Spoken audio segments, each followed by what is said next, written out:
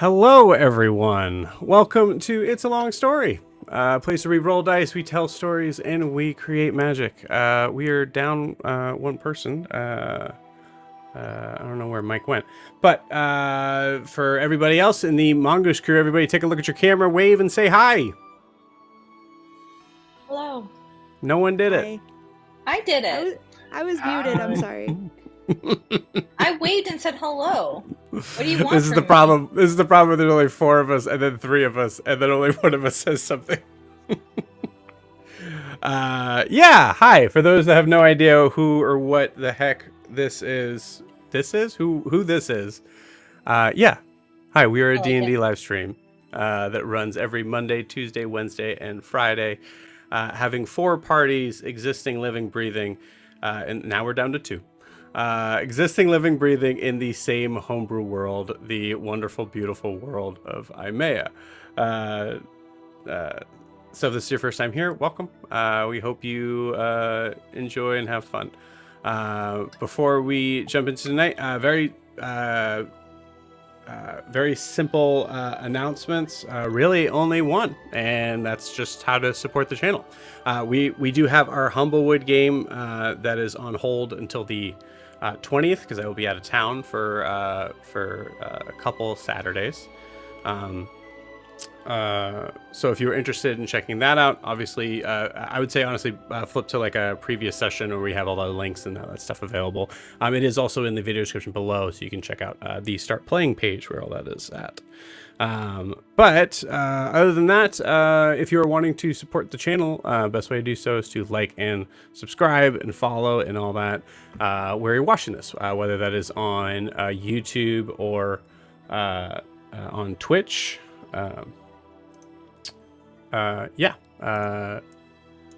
Please feel free to do so. But also, you can check out our social medias down below, right down there. At It's a Long Story _TTRPG. We have our Instagram and our TikTok, which is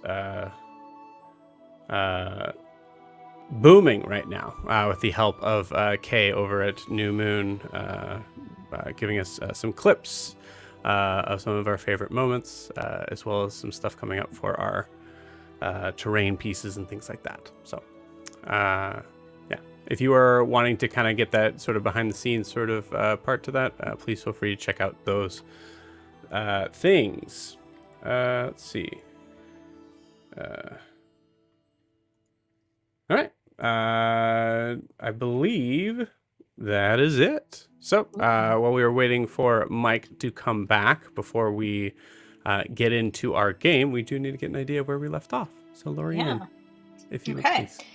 So I apologize in advance if this is a little disjointed. I realize my notes are a lot, so I'm going to do my best to make them not so long. So we started with 2 weeks ago. So we started with us talking with Professor Thorne, who we were meeting in the Inside Inn, because he's our inn at the school. So he basically starts with just getting down to the gist of it, of what our plans are. And so we explained to him what we're thinking, and we spend some time brainstorming. And so this brainstorming does not lead to him being confident in our skills. We do tell him things like that, like Noros and Eldrin, the Tritons, and Wilbur will have a tough time blending in, because Grincelli has kind of a vendetta against at least the Tritons, and then Wilbur, because of the voice, which is tall, which none of them heard.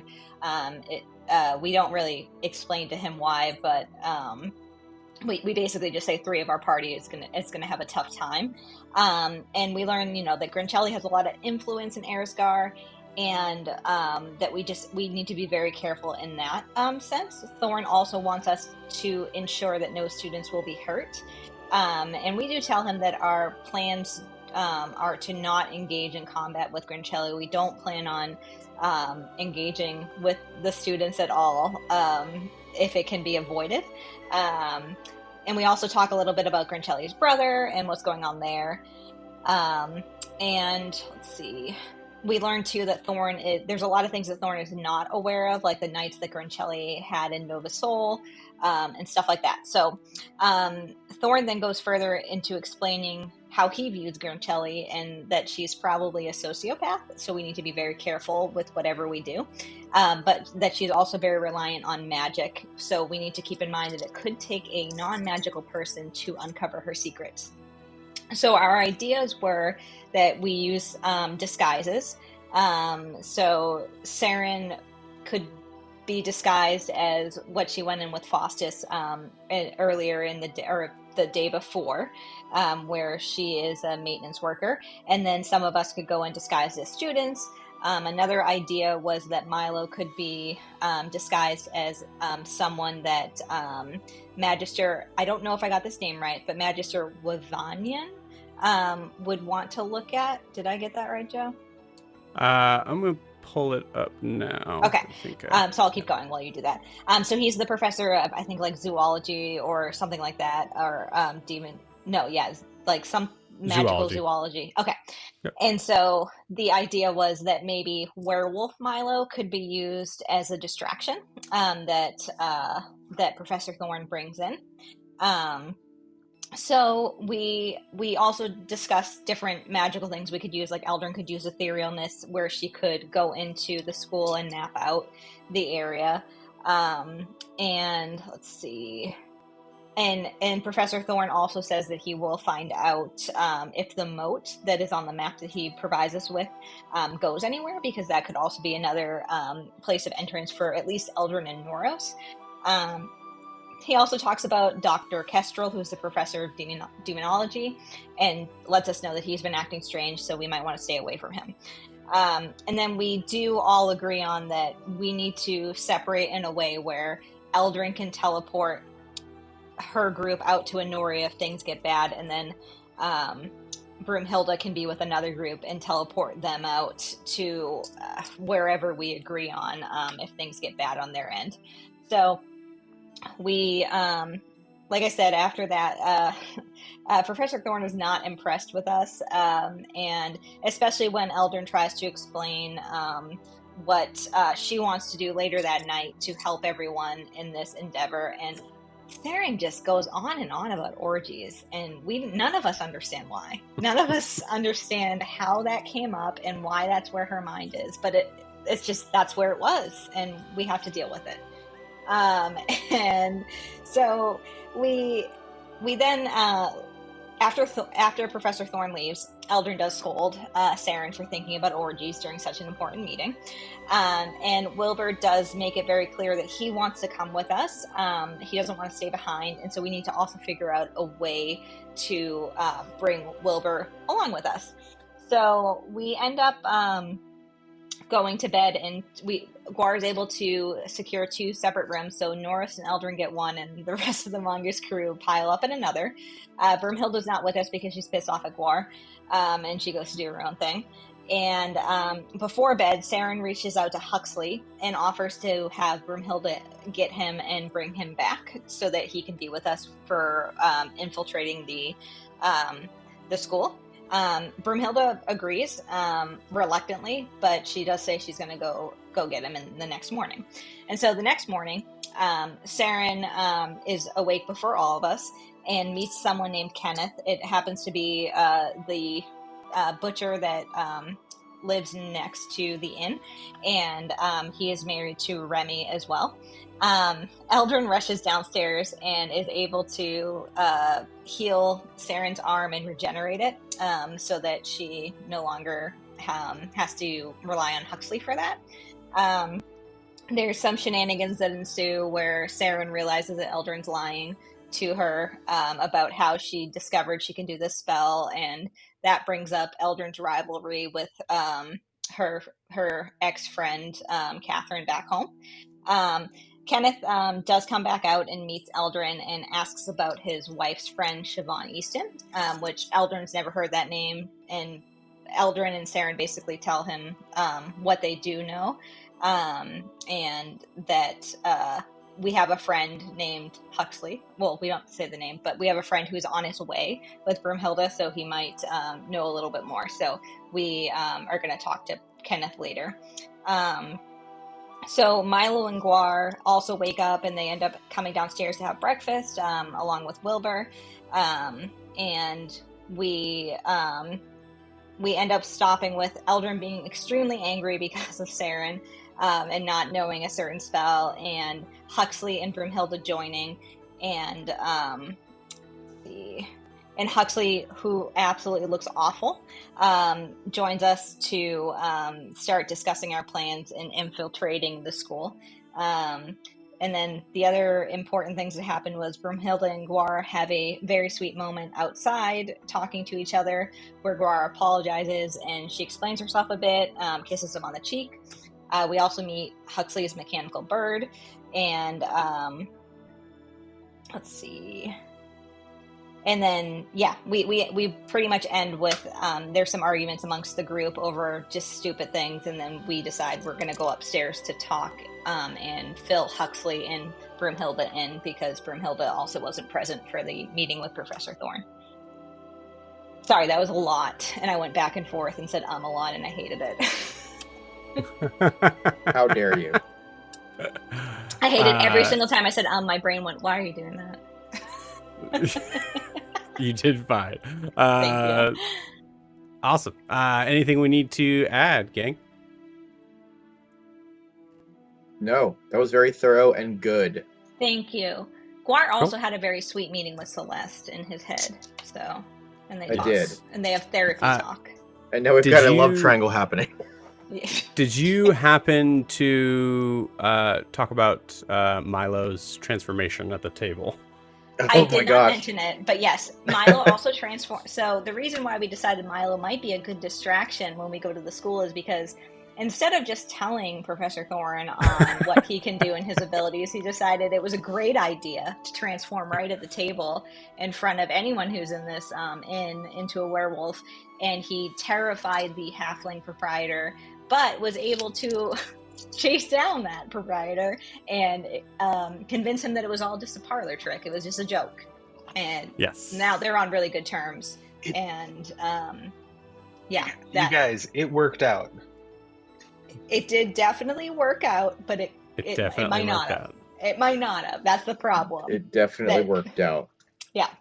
But did we die though? Yeah. The Milo being like to Eldrin, it worked out. It's like, yeah, but it could have gone horribly wrong. It really could have. The DM is agreeing. But I love it. Cool. Oh man, I forgot to put it down where it counts. The innkeeper's name we have to retcon. You gave it to me. Did it was Michael, right?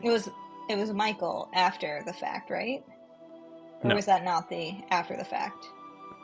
That's what I have right now. I sent it to you guys. You did. Let me look that up real quick. Because I asked you specifically. Because guess what? I said, what is Curtis. his name? Yeah, Curtis. And I was like, I'm going to fill that in my notes. I didn't. Great name. It says Michael good. still. Innkeeper for the inside. That's right. Because I remember in my head making Stephen Curtis. Yeah, Stephen Curtis halfling joke. Oh my god, I hate it so much. That's good. That's good. Curtis I almost wrote Curtis the Chaplain because of you. Curtis the halfling. Previous life. This is the great adventure, so. Yeah. Oh man. Come on, just dive in, guys. Come on, man. You know, Guar really did believe there was more to this life. Oh, it's my declaration. I can see the fingerprint. Trauma is gonna. I can see the fingerprint, Joe. All right. So after we finish with our Declaration of Dependence, we jump right in to our. Whew. All right. Good. Let's get the silly. Let's get the sillies out. No, Never. We're getting the sillies out because it's Never. time to play a serious game of D&D. You mean D&D where a roll can make it so everything just doesn't turn out the way you thought it was going to? Yep. Yes. Okay, let's play. That's the one. Okay. That's the one. Let's do it. Cool. So as we zoom in to the top floor of the Inside Inn, a quaint little red steepled inn that is in the main area of Ariskar, going up towards the street itself. In the far distance, we can see a looming, almost ominous, especially for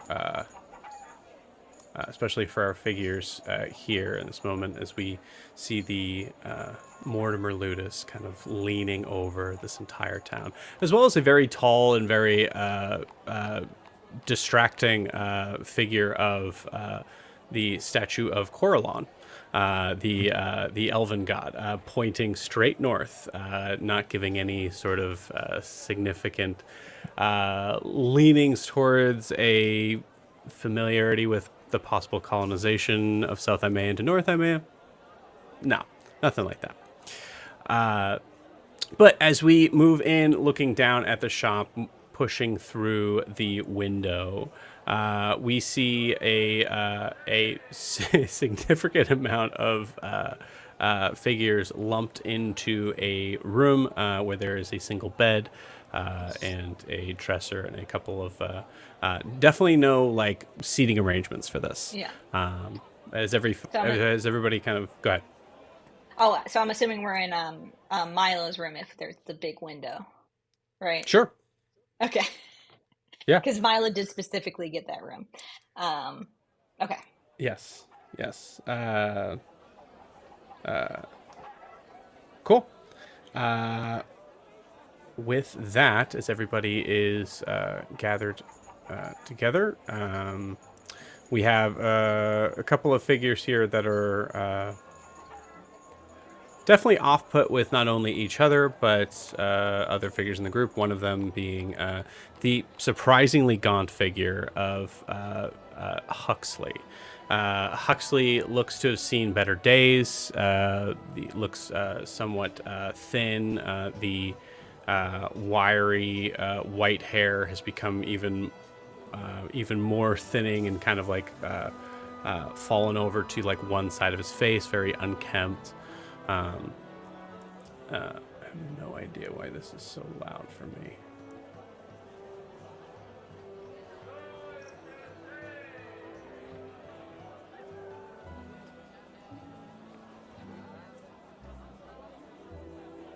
Okay, we'll keep it there for now. Yeah, as he is picking a kind of corner of the room as everybody is gathering around.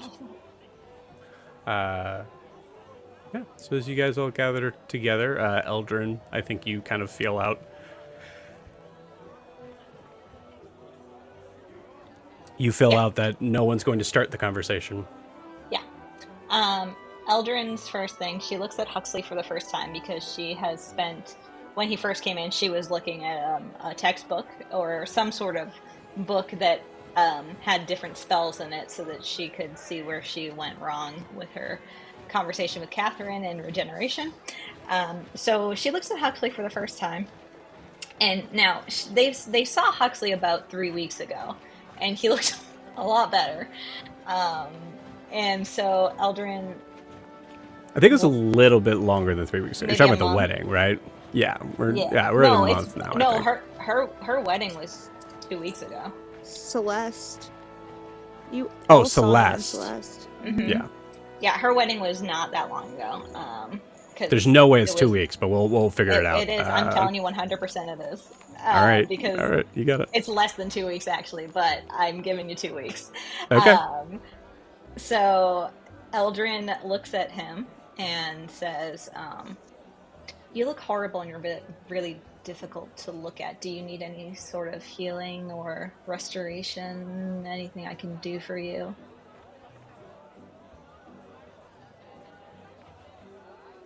Or are you just going to stare at me? That's fine, too. Guar offers him some of the plate of the now cooked bacon. Thanks. I mean, I suppose food works, too. Okay. There's more where that came from. Did you see how much he gave me, my new best friend? best friend? Yeah, Kenneth's my new best friend. Did you see how much bacon he gave me? Oh, did you pay for it? I mean, No, he just gave it to me. I mean, I'd be happy to give him some money, but he just gave it to me and looked confused when I said, "Did we just become best friends?" okay, cool. That's a good point. He would charge you for it. I think maybe in He that. did. I think. I rewatched and Guar gave a gold for it all. Okay. Yeah, I give him. Okay, yeah, I give him a gold for it. He's my new best friend. Of course, I paid him for it. I mean, You he's want a some? businessman, and you gave him money, and then it's not cooked Guar. It's from a butcher. They cooked it downstairs and they brought it up. What do you mean? Okay. Why would I give Huxley raw bacon? I don't. Okay. I don't like him very much, but I'm not gonna treat him like swine. Oh, sorry, too soon. Sorry, I talked to the bacon too soon. I'm sorry. Okay. At this, Huxley just looks at like Sarah and just doesn't say anything. Just She looks back. Okay, so we're going with no talking. That's fine. Saren, did I cut you off? I apologize. No, it's fine. Okay. Well, let's just get this out in the open. This is a very awkward room right now. We're all Saren, your eyes here. are saying something, but I can't tell what it is.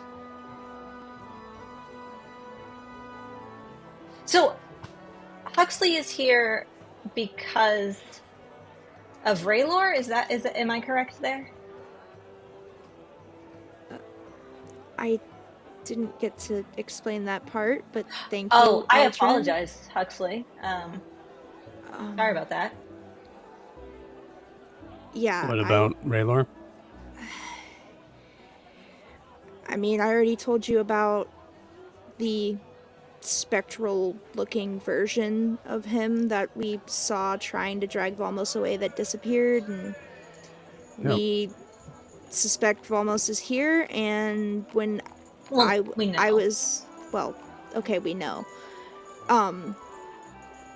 I think he's here too. I was in the tunnels under the school, and I heard some shit, and I just... It's the best lead we got. And it's... So, I'm sorry. Your perspective on Raylor being alive is because you saw a ghost of him, of which I even said at the time, there's no way. But now, because of where you think one of her many family members is stuck in. Dead. Oh, sorry. I thought that's what you were going to say. Okay, dead. Yeah. I just feel like that's a lot. There's a lot of assumption.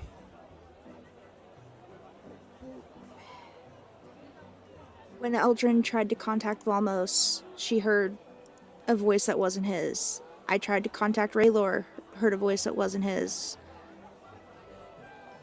Valmos was able to get me one piece of information. He said another, Mortimer. Yeah. We suspect the brother, and Valmos, fake Valmos, whatever, he mentioned Raylor. It's not fake. Eldrin, I don't think any of us really understand what's going on. He's half. I mean, I feel like Valmos is just kind of mean. Sure. Yeah. Nope. Half dead, half alive. Whatever it is, Continue. he said that Raylor helped him, and then he ended up in Anoria, and just... I don't know. I was hearing Valinor war drums and things down in that basement, and I don't know, maybe it's just this brother fucking with me, but I don't know, all signs point to this. Or Grinchelli herself, right?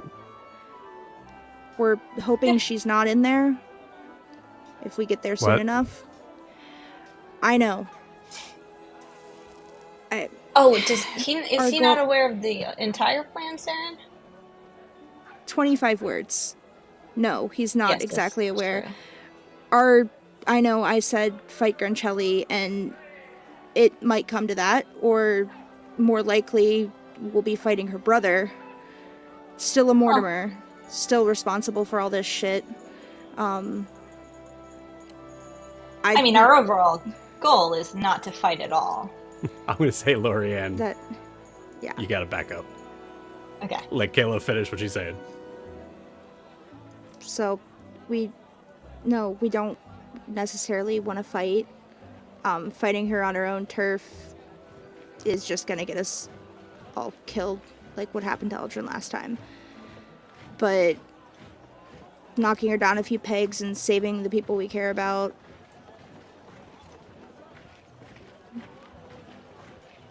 Maybe,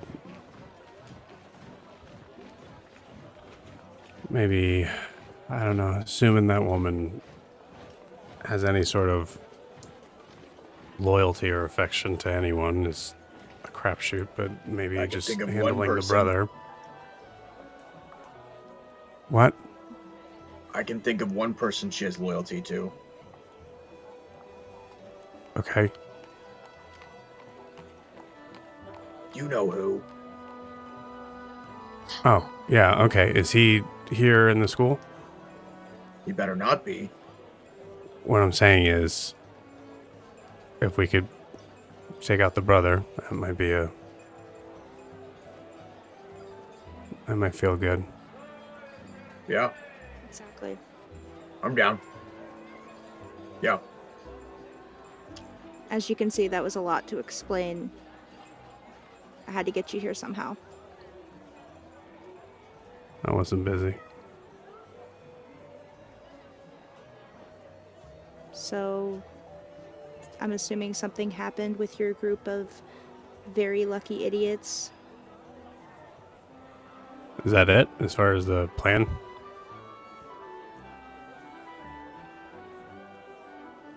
Saren looks at Eldrin.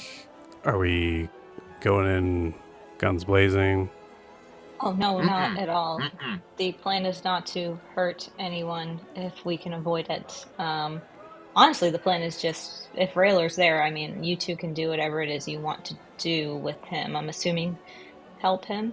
But the plan is to get Volmos out of there, and if we can't, to kill Volmos there. And as an option, possibly find some proof of Grancelli's connections, but mostly just to get Volmos. Mostly just to get Volmos out. Yes. And if we encounter the brother, hopefully that's proof enough. Yeah, that's good proof. Yeah. So the plan is to go into a school that is owned by what I would imagine is everybody's here's mortal enemy, or one of. To go and find someone who's half alive. Yes. And that's the only person we take care of?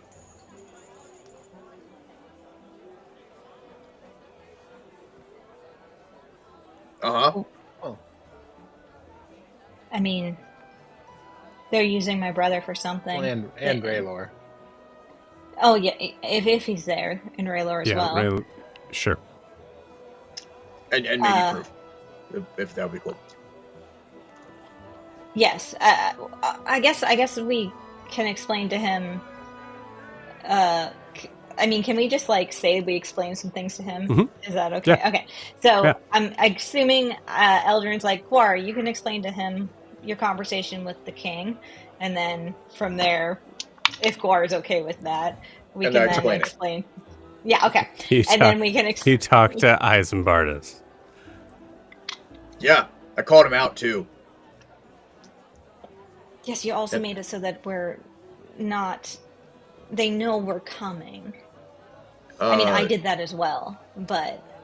I feel like they were gonna know we were coming because I talked to him at all, but I don't know. Wait, Eisenbartus is connected to the. You think Eisenbart told? No, I think his advisor did. School? That creepy guy. Ixu. Yeah, Ixu Blackstone had to have told Grancelli that we're... Oh, I named him to King Eisenbart in front of him. Yeah. That was really dumb. Yeah. While the Queen of Honoria was there. Yep. That was, I think, still dumb. If I can find proof. He said if I find proof, I can bring it back to him. So in War's defense, it seemed like the king was kind of being a dick.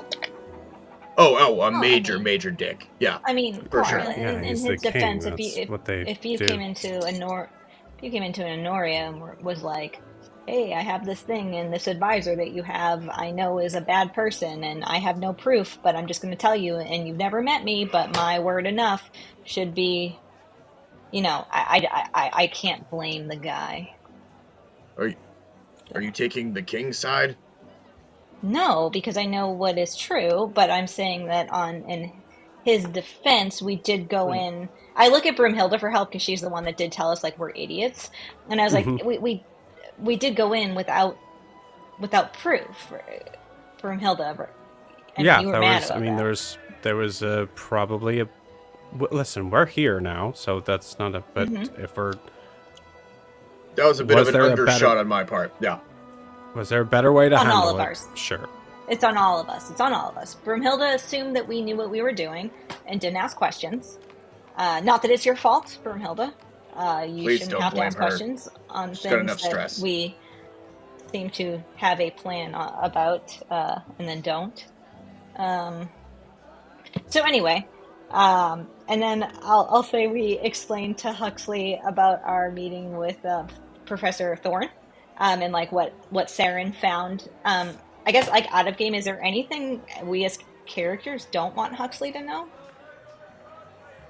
Or are we like good with giving him everything? Saren already gave him everything that was before Celeste, so he he knows so much at this point that okay, it doesn't really matter. So and I'm good with that too. Like if we want to just say we everything related to this we're telling him. Yeah. Cool. You got it. Is that good, Joe? Or yeah. No, absolutely. Yeah, okay. I think like his reactions in general. Actually, I'll say like anybody who wants to roll an insight check in. We'll just handle that with just a simple roll. Okay. That one. It was a nat 20. Oh. Okay, good. Nice. Oh, so Thanks, good, Jamie. so good. I was distracted by the bacon. Milo, I'm gonna say give me a deception check. By the way, actually. 17 for Eldron. Okay. 24. Okay. A new roll for the deception. Yes. Okay, that was a 19. All right. Not bad. Let me pull up Huxley. We'll do this by the book. So I'll say nat 20 gets it total. In this case. 22? Okay. That'd be sad if a nat 20 didn't.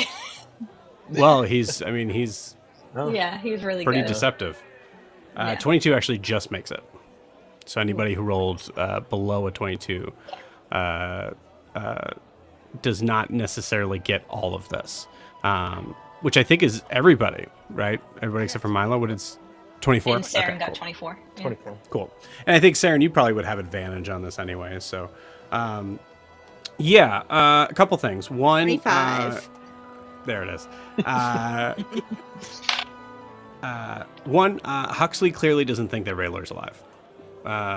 Any like conversation seems to kind of just go right into like right into a space of like him just not even responding because he doesn't think it's worth it, which is a lot of what you're getting from Huxley. There's certain things where you feel like he would respond if he felt like it was worth discussing with you guys. At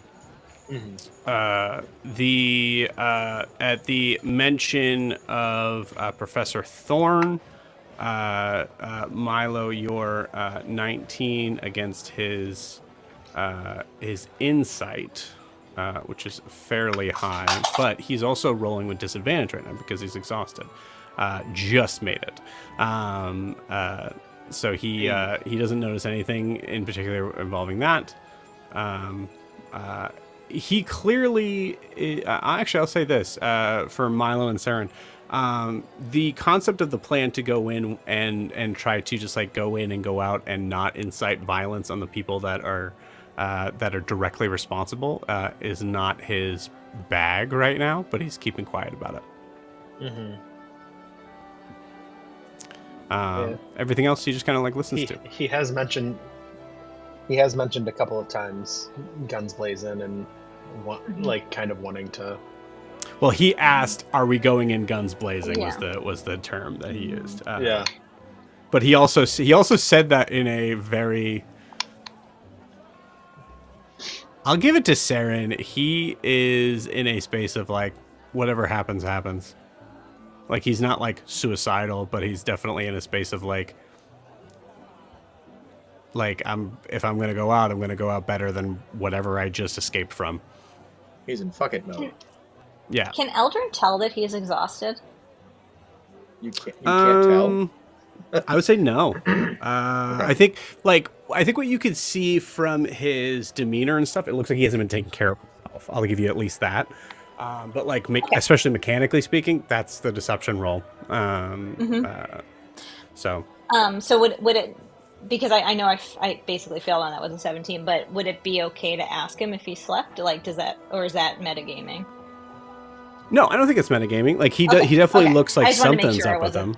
Yeah. Yeah. No, so he's quieter than he has been before, and he's not quipping as much. So Eldrin looks at him like and says, "Have you slept in the past day or two? Because we need you at your best if we're going to do this, and if you're going to come with us."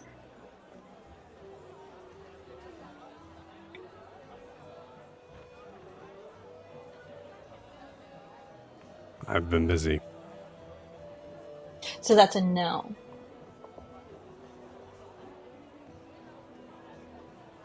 Oh, you know what? I'm just going to assume that's a no. You hold on. And Eldrin goes into her bag and takes out the blanket from Zaris and says, "Okay, I'm not trying to be weird right now." And then I put it around his shoulders. No, I don't. No, just thank you. Give me a moment. Super weird. You're just putting a blanket on. I don't. This is Give weird. me a moment. It's a magical blanket. If you let it, it's a very cozy blanket. I don't hold it on your shoulders for a moment. Cozy. Please. Just okay. All right. Okay. Fold you. All right. Just, Jesus. Hand it to me. Here. Okay. Cast Greater Restoration. Okay. That should heal his exhaustion. Or at least 1 point of it. I don't know how much he has. It feels really nice, even if it wasn't being used magically, alright? It's very warm and cozy, according to the inventory item thing. So he spends. I want Eldrin to know that he spends a spell slot to identify this thing.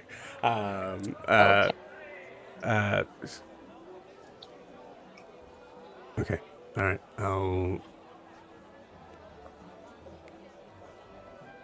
I want to be present and awake for this, so thank you. Okay. It glows blue and then does Greater Restoration on him. All right. Yeah, he wraps it around himself. He still looks like shit, but he's... Yeah.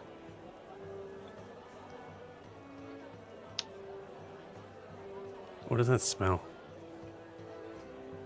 Sorry. What smell? It's the blanket. Did you wear those? Milo was the last one that used it. No, the Archmage of Enoria gave it to me. It might smell like some weird thing. He's extremely old. He's really, really old. All right, okay. And you have some sort of like fish. perfume or something that you... It's just, all right, thank you. And hands it back to you. Are you insulting me? And I don't understand, or are you just asking an honest question? I'm saying it just had a smell to it. I'm gonna smell it. What does it smell like? I think. I mean, I've lived with this man in my castle for a long time, so. Yeah, you don't smell anything. I don't. Elgin, you have used this, correct? Yeah. And it's like it's in your possession, so it's in like things. Yeah. Like it's all just a veiled insult, 100%. Okay, so Eldrin doesn't understand it's a veiled insult, Sure. and is very concerned. And she's like, Norris, do you smell this? I don't understand. Norris rolled in that one. And I say, I look at him if he's like, I was like, okay, well, we can find a cleaner in town. Maybe, yeah, I guess. Maybe there's something in. I guess so. Yeah, sorry, man. I don't smell anything. That's completely ruining him trying to do a veiled insult. Norris and Eldrin are like, yeah, like, thank you for pointing that out to me. Huxley very much enjoys it. Just cracks a little bit of a smile and looks at Saren, hoping that Saren gets it. She's already laughing. Yeah. I mean, even if it's an Eldrin keeps, even if it smells bad, it can, return your life to you. So, I mean, if you don't like it, I don't need to use it on you in the future. So no, it works. It works. Thank you. It's very useful. So we're in Ariskar, right? So, whatever you're needing from me on building from this, I have an idea of where to go. Obviously, I don't have a workshop here, but I do know someone who wouldn't mind me using their things. Okay. Well, Professor Thorne mentioned that there wasn't really a magical shop in town. And you can excuse me for not understanding some of this stuff. Feel free to poke fun at me if you want, but is there anything... Okay, great. Is there... I can talk to, you guys, and Saren's in the same with you with my bracelet. Is there something that can be made where we can keep in contact with each other, like, the whole time we're separated? Like, or is it something... Like sending stones. Yeah, I guess, but isn't that like a one charge thing? Not necessarily. Okay. We just need more coins like the one Faustus had. I'm assuming Alistair made them.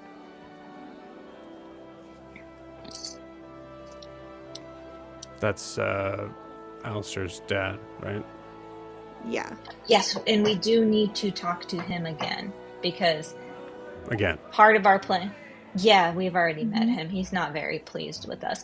In our defense, it's not our fault. He is really just overreacting in some things. I think Broomhilda spoke with him, though, and we did exactly over. what he wanted us to do. So exactly, yeah. It's not our fault. Eldrin, maybe you don't head up the conversation with Faustus. You're making this. Yeah. You're making my job so much harder. Okay, all right. So, new workshop plan, I guess. Broomhilda cuts in on this.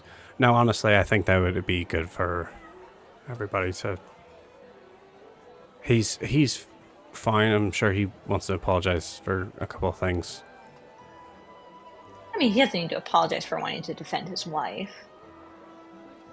It's just that right. He jumped to conclusions. Right. And that's what you're saying. I'm misunderstanding. Okay. I also think that, they're still wanting to help. So we're good. So I guess the next thing is... Sorry, Broomhilda. Yeah. So, I was saying, I think Broomhilda's looking at Huxley, who's immediately like, you guys fucked me. There's no workshop for me to work in. Yeah. Now from this, and Broomhilda's like, relax, dude. So there's calm down. Yeah. So our current loose ideas are that Saren has already gone into the Ludus with Faustus as a maintenance worker. and they couldn't fix the chandelier that broke that I'm sure could be magically fixed very easily, but for some reason they don't do it that way. No offense, Aaron. It still bothers me that that this school chooses to do things the way they're doing it. Anyway, so Saren could go back in with that disguise, and we were thinking that Broomhilda could go with her, but that leaves.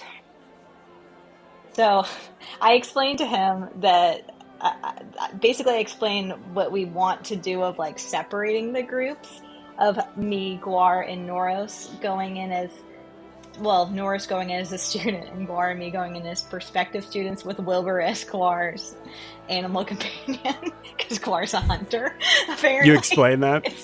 I explain it, and Eldrin explains it so seriously because it is just very, like, I know this sounds ridiculous, but Eldrin doesn't think it does. And then she's like, and then Wilbur needs to be able to find a way in. So we're thinking that because Rangers, I've heard they have animal companions, and so I think it wouldn't be a leap to have Wilbur as a companion of Guar, because Guar in this scenario, in this acting, is a ranger. He needs to take on that role. I would be a prospective student, but the problem that we're having is I don't know if prospective students, Guar, would be approved to use magic in the Ludus. And if I can't do locate creature, how am I going to find Volmos? Also, I would totally be a sorcerer. I wouldn't even be a ranger. I would just have a companion. Do I need to be the ranger? No, Guar. It doesn't make sense to have an animal that comes in with you if you just have a companion or a sorcerer. Sorcerers don't have animal companions? Well, they have familiars, but like... Wilbur, would you be my familiar? Okay. See? No, but he's not a familiar. Familiars have like one, like they are very squishy and like poof out of existence. He looks squishy. I am... Okay. I would imagine myself as somewhat of an expert on this. Guar, she's right. You're gonna have to. The ranger bit makes a lot more sense. You're used to being able to hunt things in the wild, and something's gonna make more sense to your. Rangers. Magical ability, though. Rangers have magical abilities, so it's not. Okay. It does make the most sense. Right, fine. I just really wanted to be a sorcerer. The character in my head has a sorcerer. I can do some work on it. Listen to me. Could you have been raised as a ranger? You found that you had this magical ability, and you determined that you wanted to become a sorcerer. Your family abandoned you. All you had left was this creature here. I think Eldrin keeps going to Noros. Whoa, honey, hey, whoa, hey. No, I'm onto something here. No, okay. And Guar and Eldrin like hone in on each other, and she's like, all you had was this. We can't say a wombat because wombats are wanted, or it could be a wombat because there are wombats that aren't bipedal, right? There are wombats that don't talk. I look at Wilbur when I say that, right? I mean, everyone in my family talks. Okay, I look at Broomhilda, and it's Broomhilda, like it was. They were based off something, right? Okay, so I can incorporate that into my backstory, but can I please show you what I was working on? Sure. Okay, I use disguise self, and I disguise self as I'm a Leonin, and I'm like, okay, now I have two voices I'm working on. Okay, so I mean, you guys tell me which one you like better. Okay. Hello, I'm Lionel Manticoris of the Ariskar Manticoruses, and I just wanted to come here. I was brought up as a ranger. My dad was like, he wanted me to be a ranger, and I was like, Dad, I have magical abilities. Okay, I just really want to come over here. I want to go to the school. I want to learn magic. It's gonna be great. You sound like you're about to drop like a joke. Well, okay. Hello, I am Lionel Manticoris of the Ariskar Manticoruses. I am here to accomplish my great quest of becoming the greatest sorcerer in Imea. I look at Noros just bewilderness, like, that one was worse? How was that worse? Hold on. Noros is fucking killing it on the dice, just so you know. No. Noros is... Yeah, he's getting it. He's getting into it. Maybe I just don't understand this art. Okay. Clearly, because he's killing it. Okay.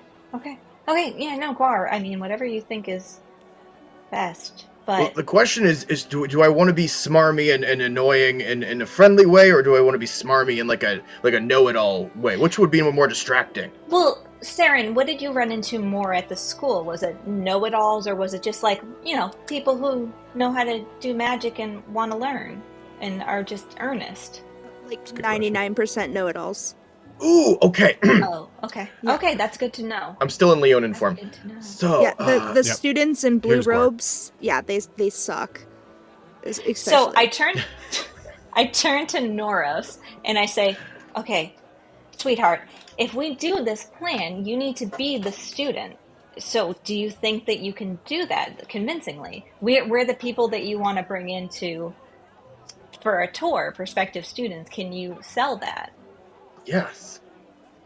Over the summer, I learned a mending spell. To you, Guar. I'm talking to Noros. Oh, sorry. I knew that. I was just trying to impart my wisdom. Lionel. He's in character. Thank you, Noros. I get that. I'm just saying, can you confidently walk into the school and say, I am a student here, and these people I'm giving a tour to? I think at this, Broomhilda goes, Norris, do me a favor. Just look at me for a second. And Norris is looking. Yeah, just say, just like that. That's perfect. And just don't say anything. Okay. Does this work? Looks at the rest of you. Broomhilda's basically saying, just don't say anything. Wow, that was a really good moment of not talking. Do you think that would work? Why are we with him? Because you just told me he's a prospective student. No, he's not. Guar and I are the prospective students. Yes, I'm experiencing the school for the first time. Although so now he's that I say a it out worker? loud. No, we were thinking he's a student. We have robes. No, Noros. Is a student. Right. So a student seeing the Mortimer Ludus for the first time, that's the look we're going for. Although now that I say this out loud, Saren did tell us that we need to be approved to use our magic when we get in there. Now, I didn't go to school. I mean, I had tutors. I'm educated. But I didn't go to a school like this. So, would we be approved to use magic if we're just, coming in for a tour?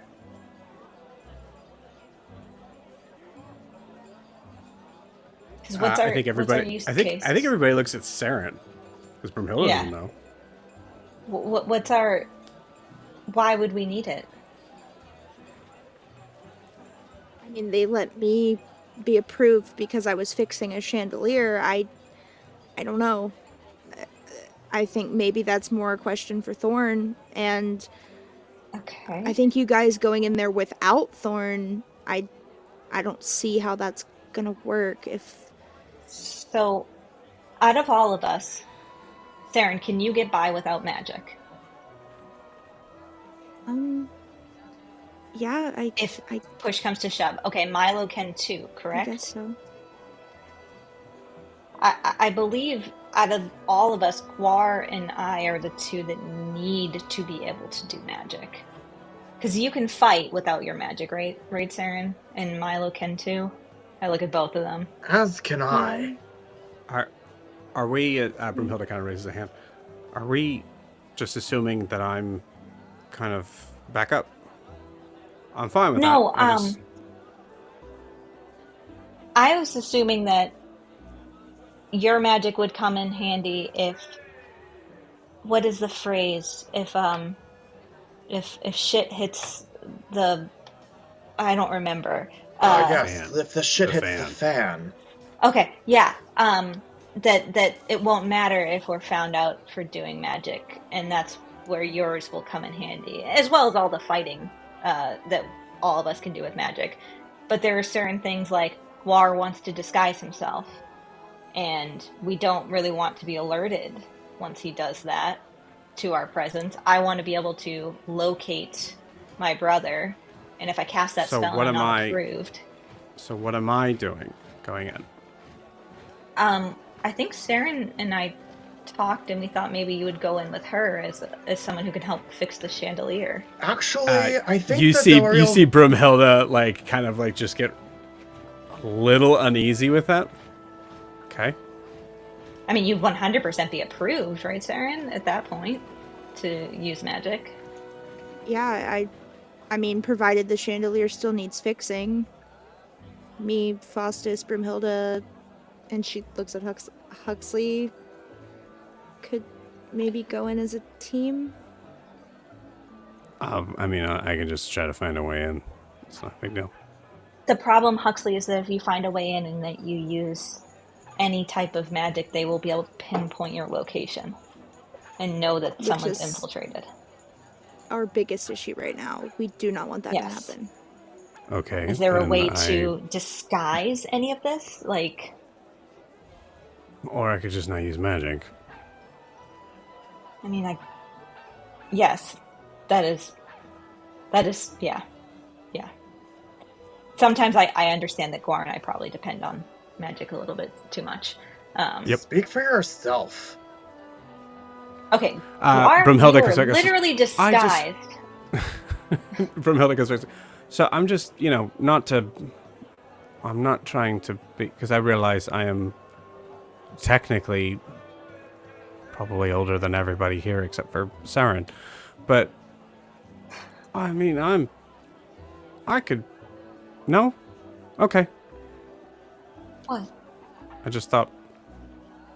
Oh, I have an excellent idea. You could be a visiting professor. Guar, can you be Guar again, please? So I'm a professor now? Okay. You could be a visiting professor and to do a guest lectures. You see the there is a Saren, can I borrow just one of your daggers for a second? And you see if you see like Broomhilda's like actually like looking at her face as in the mirror as you guys are saying that. She I would say at this point you guys kind of get the idea of like she thinks she could pull off being a prospective student.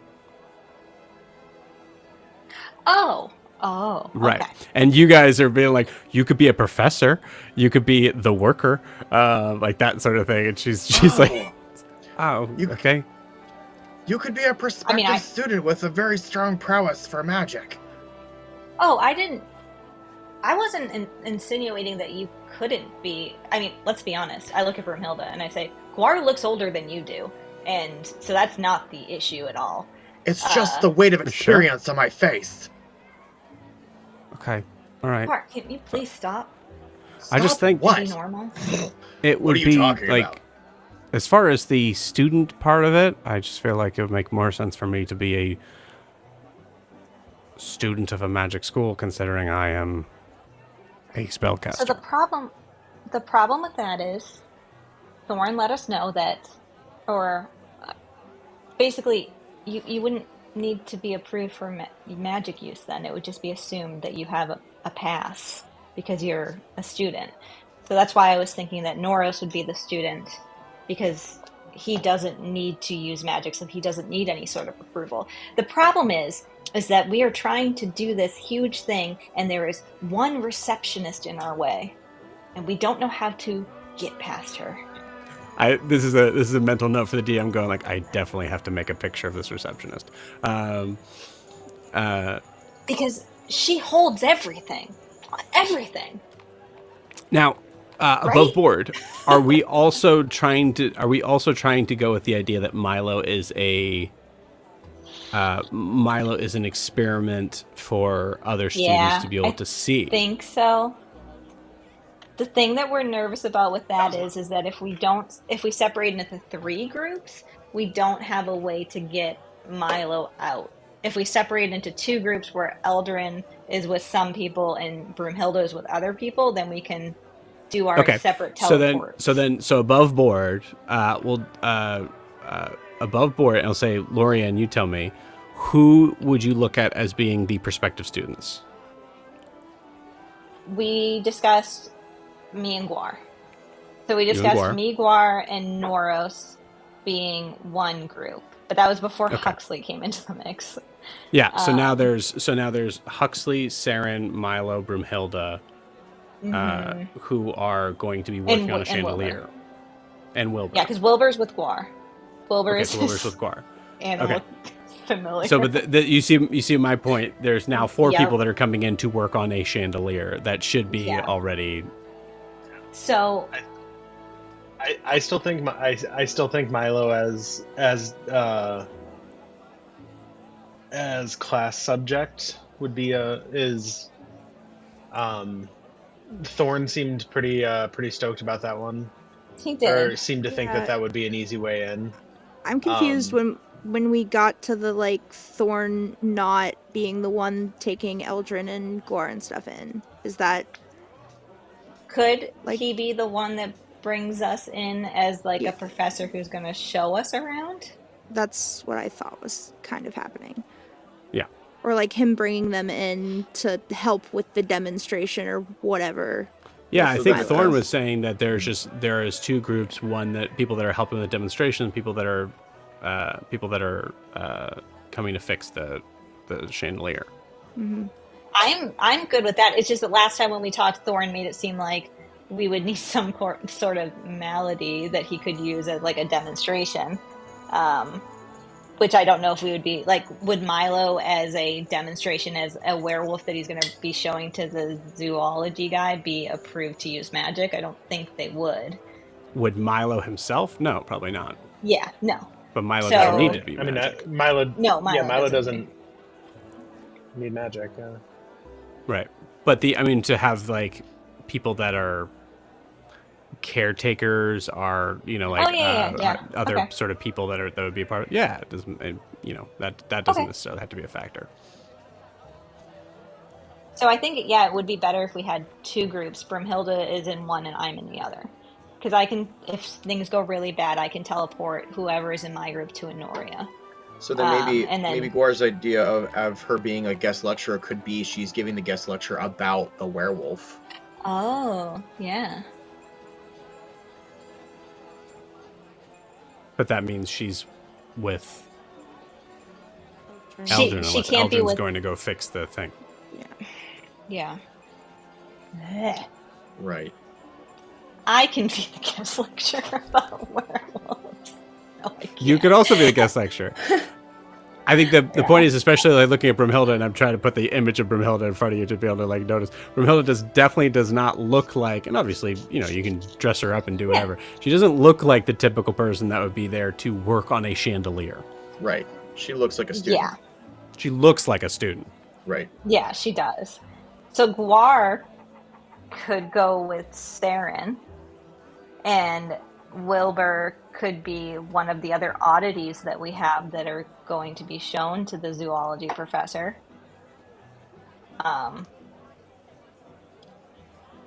We just need to make sure we have it split up, that if something goes bad, which we can assume that it will, that we can get out.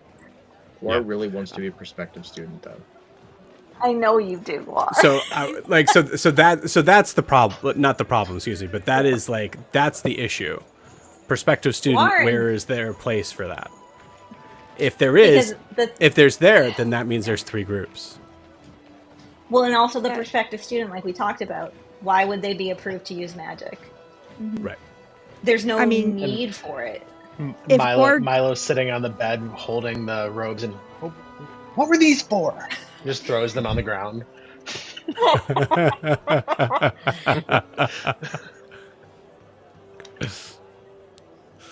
What did you say, Saren? If Guar gets in with us and mine and Faustus's group, and gets approved for magic, then he can disguise into whatever he wants to. Become the student that he wants to be. He can. That's not a problem. And then explore. Yeah, the goal here is to get you guys in the door. That's excellent. Yeah, we need I love to get that past. idea. We need to get past this door of a receptionist. She's holding all the fucking cards. She's holding all the Her name's cards. Dora? Also, it would make more I sense. don't know if we named her before, but her name is definitely We didn't, Doris. but she is Joe. Yeah. She's the most important thing we've ever come into contact She is with. absolutely. I'm seeing as we speak how important she is. So her name is Doris for sure. Because even if we could do like where we talked to Thorn about like even if Norris and Eldrin could get in through like the moat, Eldrin then still can't do magic unless she wants to alert them to her position. And if Milo and Wilbur are with Eldrin and Noros, one of you can be like the caretaker for Milo, one can be the caretaker for Wilbur, and then Broomhilda can be the lecturer, and Thorn can be the one bringing that group in. I think though that Broomhilda and Eldrin can't be in the same group. That's the only problem with that. Because they're the only two people with teleport. So Broomhilda needs to be with one group and Eldrin. So I could go with the Saren and Guar group. Because I can only teleport 5 people plus myself. Once we get in there, you can just split off and meet up. Like, that's true. I just wanted to make sure that we are set with like. This sounds so stupid, but we have a buddy system where Eldrin's like, I'm responsible for these people, and these people are the ones that I get out if I need to. And I think the like, first thing, I'm responsible for these people. Before you figure out that, you got to figure out how you're getting in. Yeah. So that's what we're trying to figure out first. So then the buddy system where you guys split off. I like the idea of like four people going in as maintenance, so they can get approval for magic. Then I can go in, and if I'm part of that group, I can go in and do my prospective student thing and join up with you, and I can just act lost. Like I can act really arrogant, like I knew where I was going and I got lost. If anybody's like, "Why are you here?" Right. And then meet up with you guys later. There's also the thing too that I believe, because this is something that's necessarily like kind of like an ability sort of thing. We also talked about the idea that there's a possibility that disguise self walking up into the situation may not work. Right. So I wouldn't have to do it until I get after. approved. Right. Yeah. Right. Yeah. So that makes sense. I go in with the maintenance crew. It also makes sense if there's 2 PCs in one group and 2 PCs in the other, even if we switch them around after we're in there. Yeah. Yeah. Otherwise, it's me talking to 3 of Joe. Yep. We're saying me and Milo with Broomhilda, Noros, and Wilbur, right? Yeah. Sure. Because 2 people who are in charge of the beasts and 1 person who's a lecturer. And so wait, does that mean Noros is the ranger and Wilbur's the... Oh my god! Yeah. Yes, absolutely. No, I was thinking that Wilbur was one of the beasts. Like... No, I know, but I'm saying is Noros the ranger and Wilbur the beast companion? Yeah. Okay. That's awesome. Perfect. So let's say you get to that point and saying that out loud. Yeah, and Eldrin's like, you guys have gotten along so well that I think this would really work. You two. Do you really think that's? Do you think that's like the best idea? Because like we're, like I just don't. I don't know. Maybe.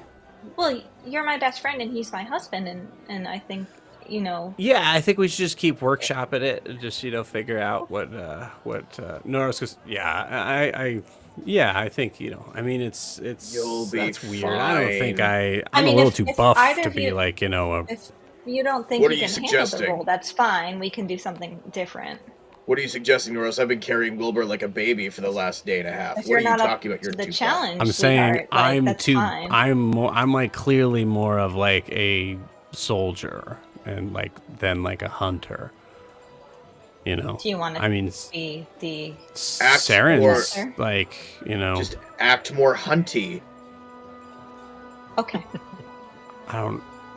Serve some I don't know hunt. what's going on here, Wilbur and Noros. I'm feeling a little tension that I haven't felt before, so it's a little off-putting to me. We can discuss it later. You have it at all? Okay. No. I look at the rest of the group. Am I missing something?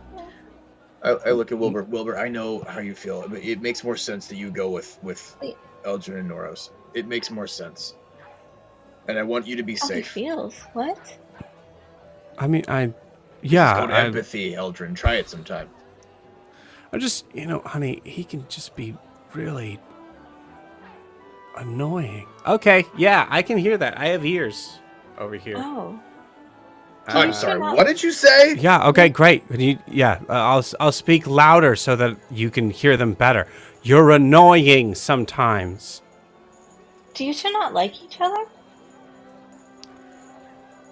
I will be the bigger wombat and do whatever you think is best, Eldrin. Wait, have you never liked each other? And you've just let me think that you do, both of you?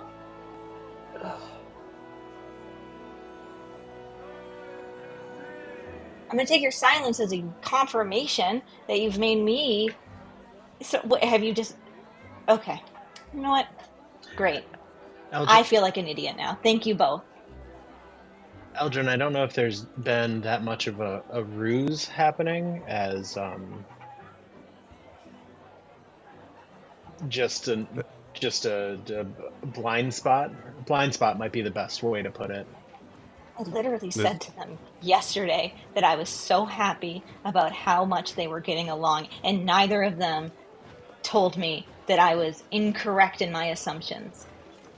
Yeah, I spent the last Wilbur down the stairs. Weeks. What do you mean? What? He tripped. I transformed into Lino again. It's called obliviousness. Do you think that I can't handle the fact that you two don't like each other? Do you think I'm that, weak? I'm sorry, you big floppy feet. Why don't you come over here and say that? See what happens. You see Wilbur kind of jumps down from the bed. Bring on little furry, and you see there's a point where I think you guys have to grab them and pull them back. I grab Wilbur by the scruff of the neck and pull him back. Yeah. There's a hint of lightning happening, static. Yeah, just starting. Stop zapping me. Okay, all right. This is so good. Thank you. Hey, this is worth it. You're welcome for holding him back. So stupid. This is good. Noros, all due respect, you are water-based. He is lightning. You would not survive. No offense. You're okay. Yeah, then put him down, and we'll see what happens. No, we need to be united here. We need to be united here. We need to be united here. What we need to do right now is, why don't you two like each other? No, we're not doing this right now. We are not doing this right now. We need to make this plan, and we need to solidify it, and we need to get some rest, and then do this shit tomorrow. Then we can argue about who likes who afterward. I just thought we all liked each other, except for you, Huxley. We do. Yeah. That's fine. We do. I like you, Huxley. Whatever, dude. Brumhilda goes, okay, so one thing we could do, because Wilbur looks like a wombat, and assuming that Wilbur is, coming, so I don't have... him. You're right. I don't... Nope, definitely not. Eldrin's nodding at Milos. I was saying... Yeah? I was thinking, okay, so I can do a polymorph spell. Oh. But I don't... Because that's I can't do that today. Yes, we can't go today anyway, because Saren told me that I need to explain this better instead of how I did it. I want to give us all a benefit tonight, so that tomorrow we are much better prepared. And that benefit is a dinner. It's not sex, Saren. It's a dinner. But I can only do that tonight. So, yeah, we can't go until tomorrow anyway, Brumhilda, so that works. Okay. All right. I do need to concentrate on it, just for the record, but... Okay. Well, would that be an issue going through this magical barrier? Yeah. Shit. Fucking Doris. Fucking Doris. Do we Fucking Doris, man. Okay, do we have a cage? That's the most important job. And do we have a cage that werewolf Milo can go in, and then have Wilbur in the corner as like food, cage stuff, food, like, pillow, or what something. about? Can we make Wilbur look like a little baby werewolf? Right. Actually, Wilbur? Yeah. Okay. You're not shaving me. Wait. No. No, the other idea is I wouldn't let them, Wilbur. I wouldn't let them. I don't want to do this, but this is a safe space. Well, I thought it was, but my husband and my best friend hate each other, so it's obviously not. But it's a safe space for ideas. What if we take advantage of the fact that wombats are wanted right now, and Wilbur, we put you in a cage as a specimen for the school to look at? I can see by everyone's face that no one likes this idea. I think for like Brumhilda, Brumhilda's clearly giving a look of like, that's a good idea, and like looking over in like Wilbur's direction. So I think there's just a lot of eyes on Wilbur. That Eldrin puts takes Wilbur like, in a lot of risk. Yeah, Eldrin will, because she takes the silence as no one thinks it's a good idea, she'll be like, I mean, no, you're all right. That makes stupid. Sense. Yeah, okay. I'll do it.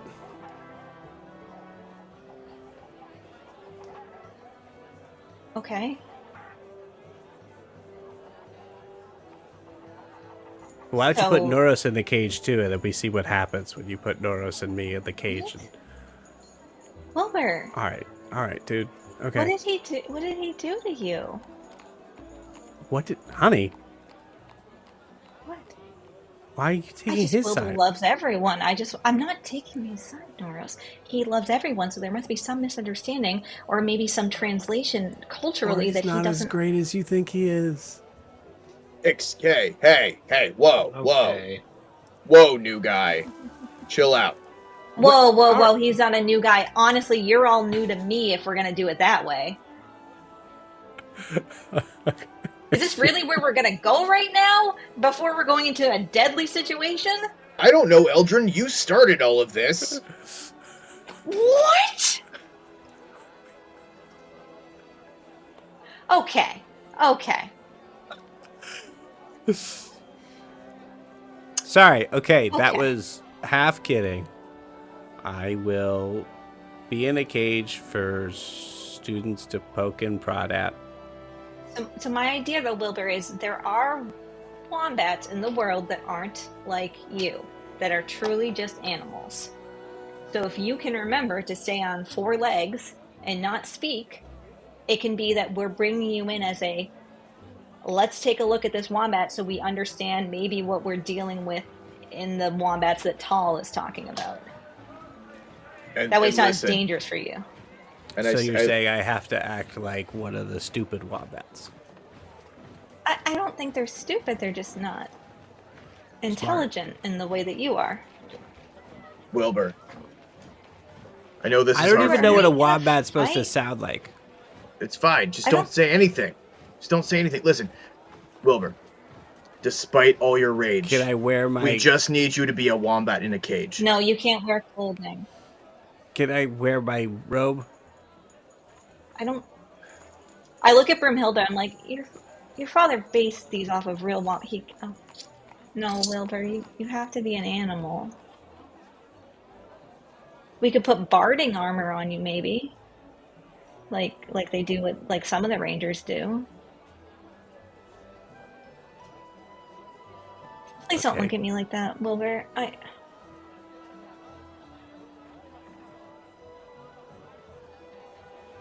It's fine. Okay. I will be. No, it's not fine. You can tell us that it's awful and that you hate us, but you're going to do it anyway because you're a good person. those things that, yeah. 'Cause I'm a better person than your husband. I don't understand the hostility that you two have for each other. How can two people that I love hate each other? There's a lot I need to pray on This tonight. is not important right now. We need to get this done, and then we can talk about all of this. Ideally over a few pints or 12. Yeah, not for me. I need to go to the workshop. I think it would be helpful if I look at Guar and I say, maybe if Milo and Saren go with you. I don't think Faustus likes Guar and I very much. Okay. So we can see if he can help, get Saren in that group. Well, I'm not really wanting to have a conversation with them. I just want them to. Well, you have to. It's their home. You can't just walk in there and say, "I'm using your son's room." Why not? Your son's What, are you not gonna put a using gun to his their room. head, I like- need to use it.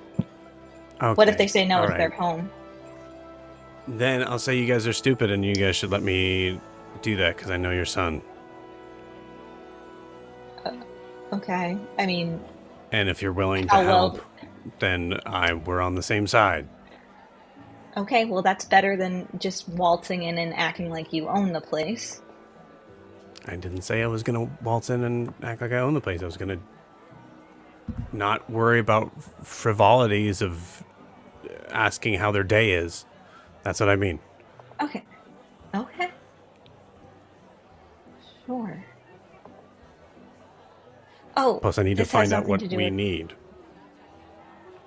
Yeah. as far as supplies for things that we're looking for. Sending stones, I got to check and see if Alistair has copper in the house. And if not, then I have to borrow stuff from their kitchens. And again, I don't want to have to be the one that has to have the conversation about it. I just want to be able to do it.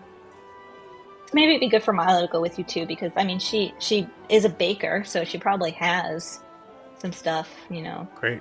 I don't care. kitchen wise, and she has a rapport with Milo. Great. Okay.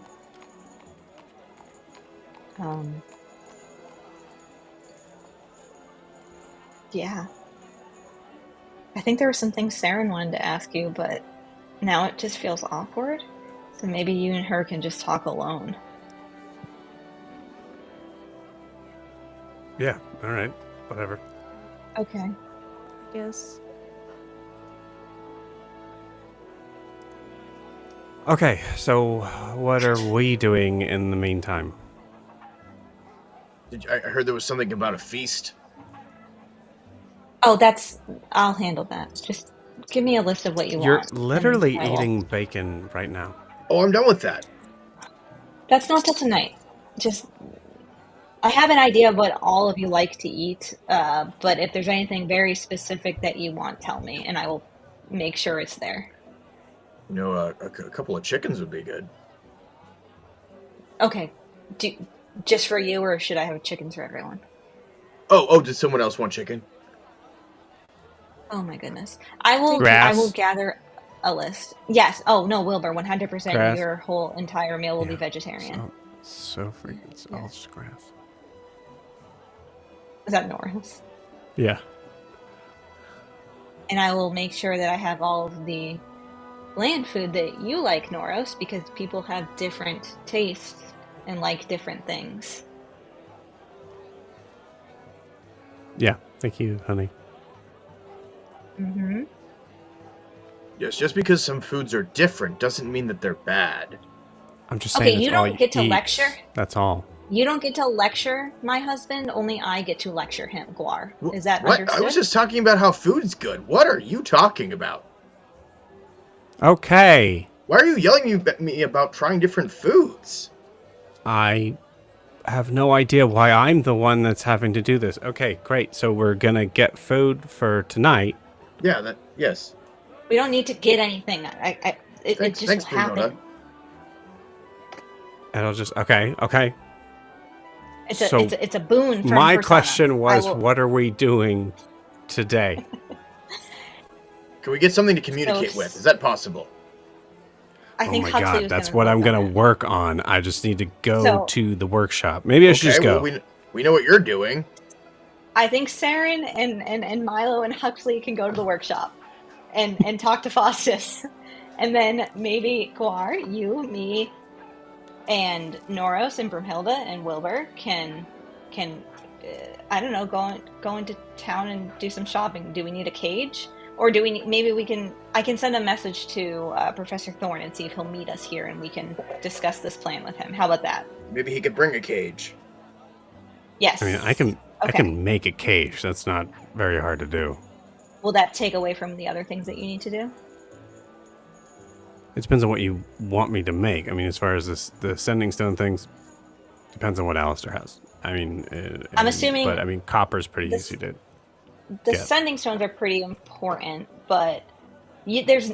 And I look at Huxley and I earnestly ask him, I was like, there's no way you can make anything that, like, can shield us from, like, anti-magic stuff. Like, that can, like, shield our magic from being detected, is there?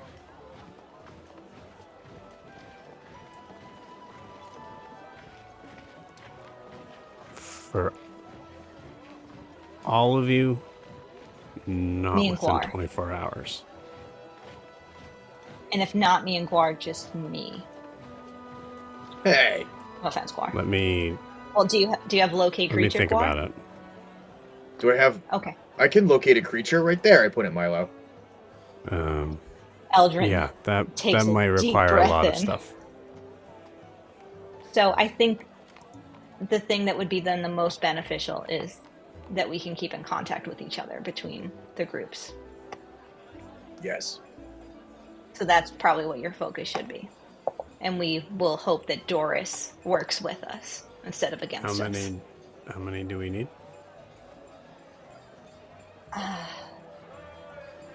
I look at Sarah and I'm like, if we're separated by 2 groups, then just at least 2, right?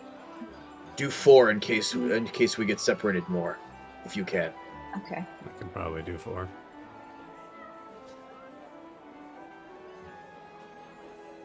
So, well, I don't think anyone said this to you yet, Huxley. Thank you for being here and helping. We appreciate it. Please don't look at me like that. You are a valued member of this team. Okay. You are. Stop. This is awful. And we validate you. What? I'm sorry, Guar told me to start telling people that they're valued more. And so that's what I'm trying to do. Huxley looks at Saren.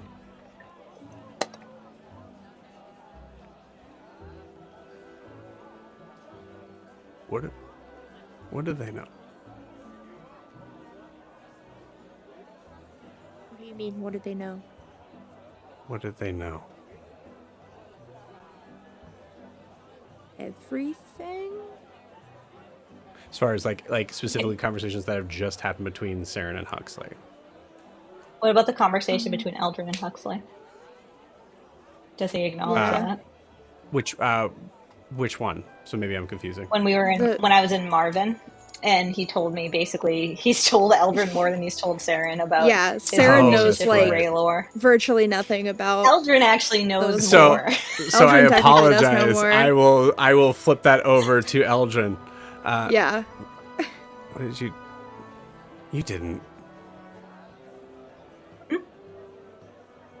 Tell them what? I told them that you're a very complicated person and I dislike you a little bit less because of that, but that's it. Okay. Persuasion or deception check? I mean, it's persuasion. I didn't tell them anything. Yeah, I can't remember. A 3. Okay. Get new dice. I did. This was the dice Kayla gave me. Get new hands to roll them with. I will not be held responsible for the shitty Temu dice that I gave you guys. Yeah. Eldrin is so genuine, which I want to say that because of the difference between... So, Noros sees that Eldrin is being so genuine, and then Huxley doesn't believe her at all, which is the best. Yes. Yep. Yeah. 'Cause I didn't even tell Noros. Yeah. So did you even tell... You told us that you talked to him? I said at I some talked to point? him, and I said that he is just very broken. Okay. And maybe I misjudged him. And then I think Nora said, we're all really broken. Yeah. Mhm. I think, yeah, so we'll include Norris in this. Norris is just looking at it like, yeah, man.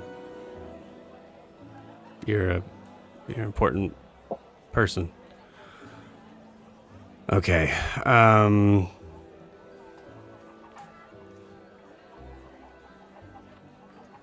Good to know. Good to know. That's tell people one thing and just okay. All right. I'm off to fucking do the workshop stuff. I mean, are you even sure that Alistair has a workshop in his bedroom?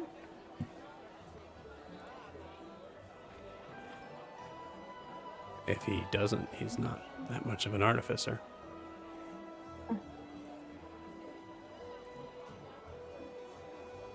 Okay. I mean, Alina went up there, right? Like, Oh, yes. was- She said there were things that she couldn't open. yeah, some kind of box or something. There you go. Well, we'll see what I can find. Do you think it had cookies in it? Why would... Oh my god. Okay. Sorry, you said Okay, Alina. I immediately let's- thought about cookies. I'm sorry. Let's just, what is it that they say? Team break here. And Saren, don't forget to ask him, again, Eldrin not trusting Saren about anything. Saren, don't forget to ask him about the Siobhan as well, for Kenneth. And then, So, oh man, this is such a weird thing here because you said team break, and I feel like he would immediately leave. yeah, that's fine. So I think he is out of the door when you say that. So I do, yeah. So I say that to you. I'm like, don't forget to ask him about that. Milo, go with him. Okay. I don't know where Jamie went. He said there was another power surge. Yeah, he's... Oh no. He said they don't have power. Aw. Oh jeez. Mike can be Milo. Sure. And Guar. Sure. I can do that. So yeah, Guar says, Milo, go with him, and Milo goes, sure. Yeah, sure. Okay. Saren heads out Huxley, the door because Huxley doesn't know where he's going, probably. Yeah. Huxley, it's this way. This way. Yep. Okay. Oh, I also you're asked coming? Wilbur. This is to Milo. Huxley to Milo. You're coming. Oh, yeah. I mean, you don't know where you're going, so obviously I will. And also, I don't know. Saren knows how to get there, right? I just want to see what you're. I want to see how you make stuff. It just seems cool. I'd rather you didn't. Well, I would rather that I did. So I mean, I'll stay out of the way. You know, I'm little. Right. Sweet. At this point, Saren catches up, and Before they leave, I'm gonna ask Wilbur where he wants to go. If he wants to stay with us, or if he because so in game, Eldrin's like, I know that you dislike Noros, and I want to give you the choice. You don't have to stay with our group if you want to go with theirs. I'm fine with that. if Huxley's making the cage, winces, I think, every time hearing and saying the word cage. I guess I should be around to make sure it fits. I guess. I'll go with them. Are we still? I mean, can I still call you my best friend?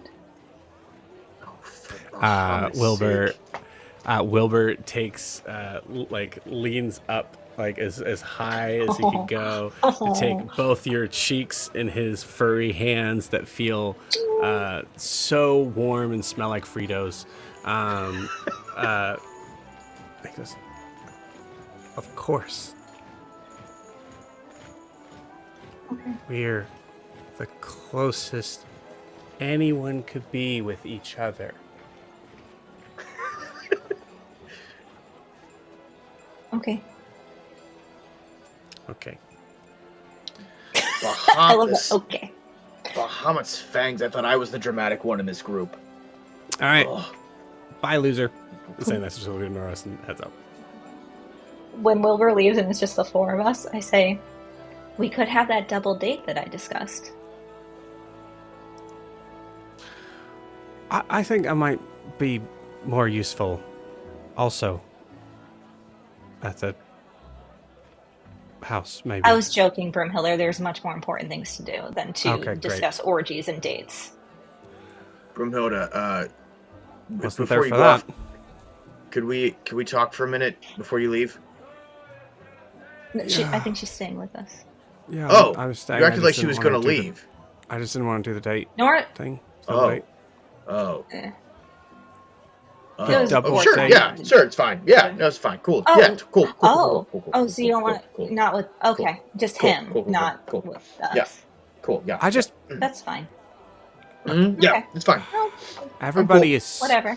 Cool. so sensitive. Guar, are you okay? Yeah, I just got dust in my eye. What's the problem? Okay, Or all right, great. Yeah, if we want to... She doesn't want to go on a double date. All right, if we want to do a double date, we could do that. That's fine. I just feel like there's things that we should be doing. We should be doing them. That's true. That's what the joke was. I was making a joke, but then you made it really weird. Okay, I can't tell when you're joking. I turn into the Leonin again. I mean... Guys, I think we need to get it together right now. I think Curtis comes up with, "Hey, hello, you're still here. Yeah, are you getting the room for another night, or...?" Yes, I will be joining need them. Both rooms for another night. But he won't be joining us. I was told to be very clear about these things. He will not be joining us in a sexual context. He is a friend, and he will be joining us for the night in these rooms. Oh, no, I don't need to know that. We'll see how the night goes, honestly. I truly am just wondering if you're paying for another night. Yes. Uh-oh. My friend Guar will take care of it when we come downstairs. Oh, you're going to make the guests pay. Fine. I pull out a coin purse, like a really dainty coin purse. Cool. It's fine. Here you go. Okay. 1 gold piece. I don't think we've I don't know what this accent is. I don't think we've met. Are you a Ludus student? Potentially. I am here from Areskos. I am of the Areskos Metachoruses. Have you heard of us? I'm afraid... No, I'm sorry. I'm afraid I do not. I'm sure it is a lovely place or family that you said. Pardon me. That is preposterous, sir. We are quite a prominent family in Areskos. I was brought up as a ranger by my father in our tribe, but I have realized that I have a prowess for the magical arts. The arcane arts, if you will. And so I'm here... You're holding the coin. He's like... Yeah, for sure. As you're saying, like, you just... For sure, he's going... And I'm just ready to expand my awareness of the arts. And I know that I will be the greatest sorcerer in all of Areskos. Of course, yeah. Oh, sorry. Here's the coin. Thank you. It is nothing to me. All right. Well, somehow it's a tad insulting, but that's okay. Raskus, it's nice to meet you. Good luck. My name is Lionel Manticorus. I am from Areskos. I don't know. I don't know where that You're so close. Lionel. It's... Well, sir, enjoy your stay and good luck at the Ludus. That's I'm sure you'll do great. There's a wonderful thing. Thank you. Gone. Well, that went well. I lean into Broomhilda while they're doing this thing, and I say, I know that the hair. No, it's a huge turn-off. Oh no, I was gonna ask if he mirrored the color based on yours, because it looks very similar.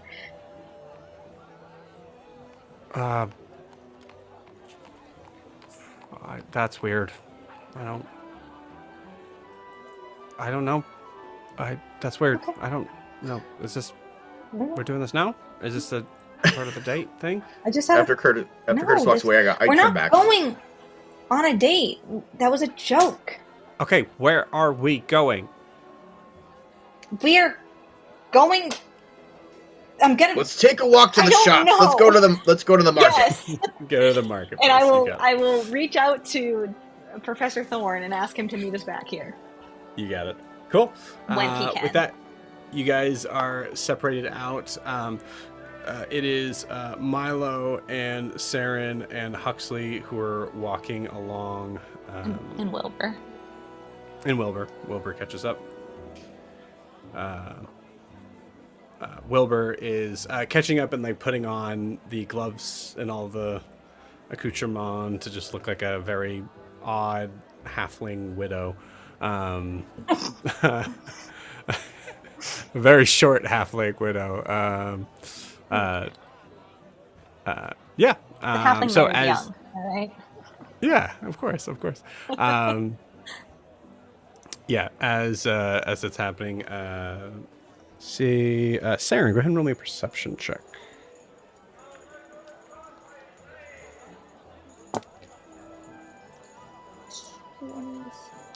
29. 29.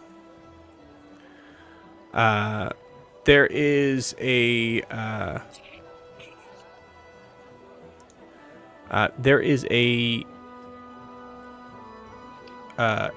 board that is in front of one of the buildings that like kind of just like kind of like a no-name sort of building that you assume is some sort of like it's either a government building or what have you. But there's this board in front of it that you see that there's a couple people that are hanging around that are looking at. With a 29, you are in luck in the amount of timing of seeing a portrait of what looks to be a likeness of a small, bald halfling that says "wanted for questioning."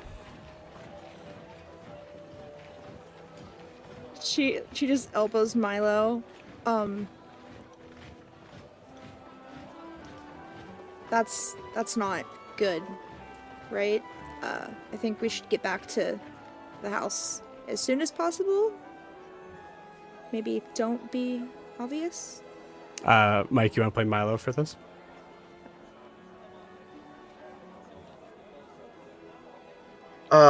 What? She points over to the sign. Milo. You're wanted. Well, that feels nice. Oh God. Okay, that's right, bad. So Yeah, that's bad. yeah. Oh, That's bad. That's bad.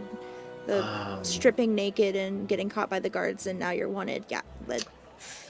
But they let me go. So okay. Milo, I'm so glad you're here. Touches Milo and casts invisibility. What? Am I still here? Thank I can't. you. Where'd my hands go?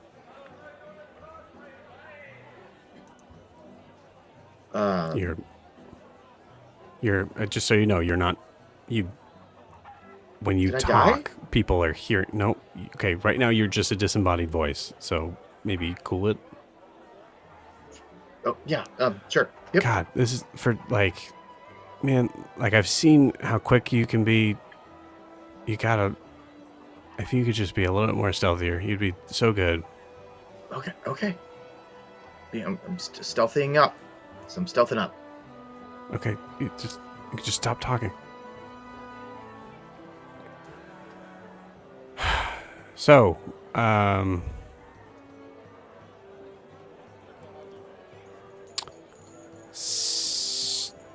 what name are you going by?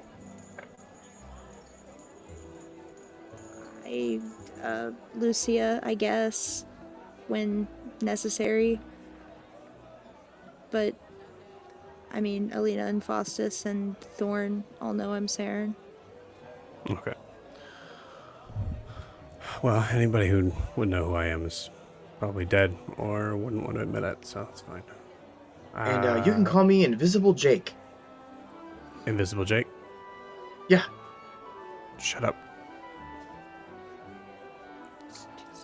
till we get there. What? I'm just... Okay. Do you want to get caught before this thing even gets started?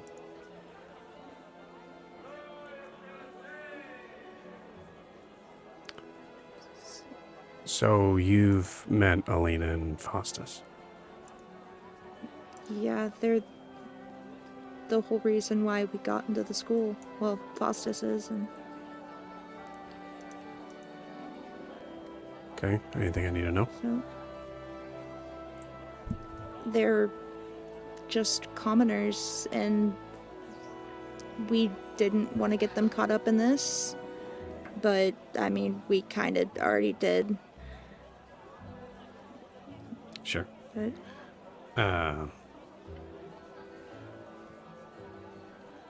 entrances and exits from the house? The front door? No back door. I don't know.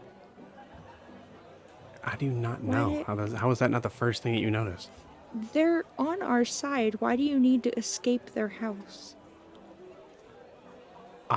I don't know, Lucia. The point is to be prepared. We're not gonna get attacked in their little cottage. Yeah, okay. So, I don't know what happened with... Obviously something happened, and she just, like, looks at him. But... You've been rolling pretty well, like, perception check-wise, especially now that he's outside. You notice that he is having a really hard time, like, seeing. He would have failed that perception check 100%. First of all, what happened to your goggles? They were taken from me, along with my armor and my shoes at one point. Oh, so I see you've done a really great job of making more friends in Daresdorf. It's a long story. Hey. Hey. I see you got your arm back. Good thing I didn't have the time to work on it. Yeah. It's a long story. It's my life. Yeah. I was kind of looking forward to the mechanical arm, honestly. But I don't know. I feel like I didn't really deserve to get it back. At least not this soon. Anyway, do you... The guy with the bacon, wanted us to ask about a Kara, and I don't know, Alina and Faustus, I think, were the ones that mentioned that she was looking for her daughter, and then Eldrin said there was a Siobhan who was also looking for her daughter, and I don't think she really put it together, but I'm starting to think they're maybe the same person. Did you... Yeah, she's a changeling. Oh. So they are the same person? Mm-hmm. Well, that Kenneth and his wife wanted to know how she was doing. Oh, she's doing great. Know? Yeah. Still... most likely haven't found her daughter. I don't know how hard she's looking, honestly. But, yeah, she's doing great. There's more to that, isn't there?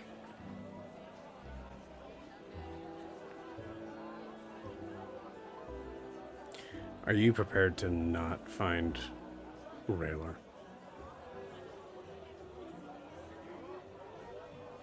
I mean, if we don't, we'll just keep looking, but...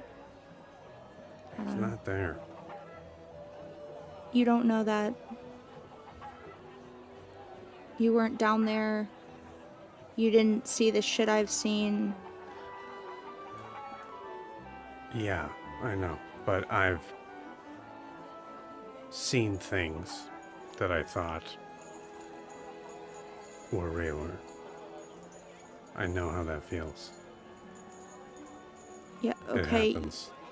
You hallucinating shit and Volmos being physically drug away from me by something that looked like Raylor. But you said it was an ethereal figure, right? You said you heard war drums? Yeah, not at the same time, but yeah. That's a hallucination. Yeah, a hallucination was dragging someone. I'm saying you see what you want to see. But you do what you want. I'm just... You don't have to believe me. I just don't want you to do something stupid, that's all. That's kind of what we do. Yeah, and you don't have to. What's the fun in that? You survive. You move on. You don't look like you're too into that right now either, so. I'm here. Exactly. So let's do something stupid, and maybe it'll have a better outcome than you expect. So that's a no to my first question.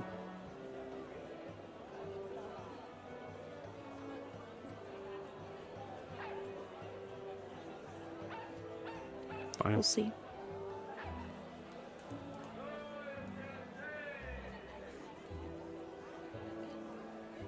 Is this all... so at this point, like, you guys are like, kind of like moved along. Now you're kind of like up the hill, and like you can see like a beautiful sort of like look to the city to the left. You can see like down by the area where like the fairgrounds are. There's like everything has like been packed up, and it's started being like pushed out. And you actually see there are like other caravans that are coming in to like set up, because that is also where the marketplace sets. So as they're all kind of like packing to head out. On the other side, on the opposite side, there is this open sort of like mountainous sort of region that has, but also has this like huge area of like grassland in between, in front of it, and just like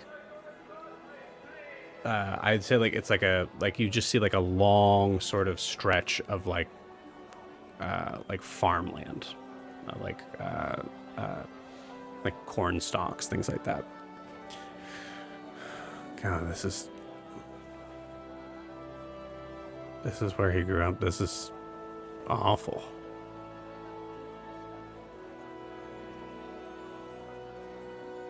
Assume you're talking about Alistair? Yeah. It doesn't look that awful. It's pretty nice, actually, for a place run by that bitch. Yeah, I guess. It's not bad. You know, Milo, good. You know, you're really good at changing the subject. You're not gonna tell me what happened, why you're so willing to be here after you thought you found your people.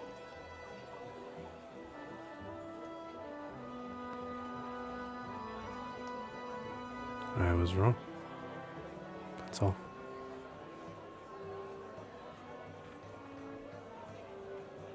Well, I'm sorry.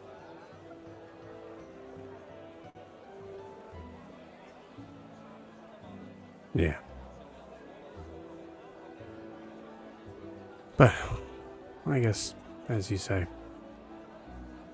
perfect time to do something stupid. Milo, you still with us?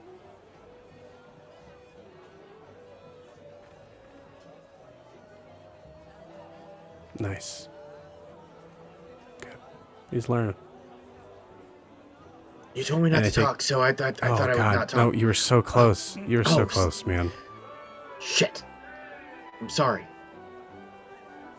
You hear this ah as you see the large, very like just like very full looking like bird, almost as like pheasant sort of like look because of how big its chest is, most likely because of all the like mechanical things that are inside it. You hear it like kind of like shout out as it kind of zooms up overhead as you head off into the distance. And with that, we'll take our 10-minute break. So we'll see you guys in 10.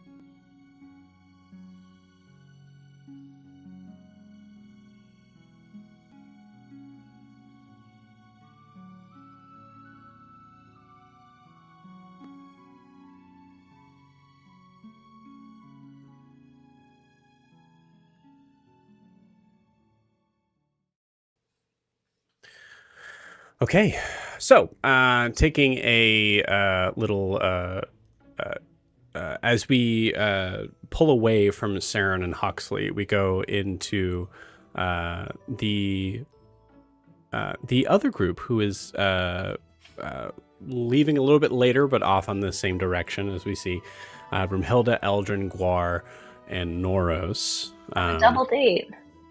On a double date, heading out to the marketplace, which actually, as you guys, we'll kind of just like fast travel it to there. You see that at this point, it is, it's about, I'd say like, yeah, maybe like around like 10 in the morning.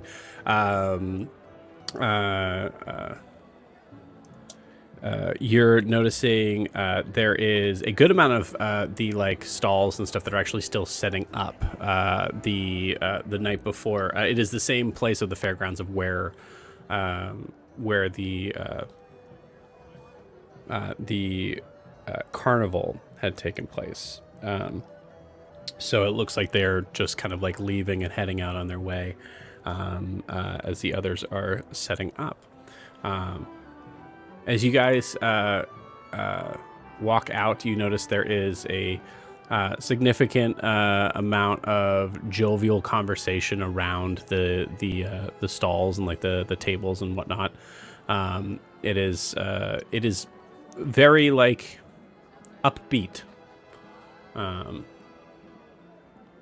As you hear voices kind of all around, getting ready to kind of like, you see like pulling out like knickknacks as well as like various meats and things like that. A lot of the like general sort of vibe is a like flea market sort of thing. So a lot of these things look to be like pre-owned. I would say like in a general perspective, it doesn't look like it's necessarily outright magical right now. Or you don't notice anything like at the moment that's necessarily magical. But yeah, we'll say what would you guys like to do here first? If there's nothing like magical, I mean, I'm assuming Guar might want to get like healing potions. What is that? Or do we have some of those already? Check my inventory. Let me check mine too. If they're still setting up, Eldrin would want to go to like, is there like a bench or something, like a park bench?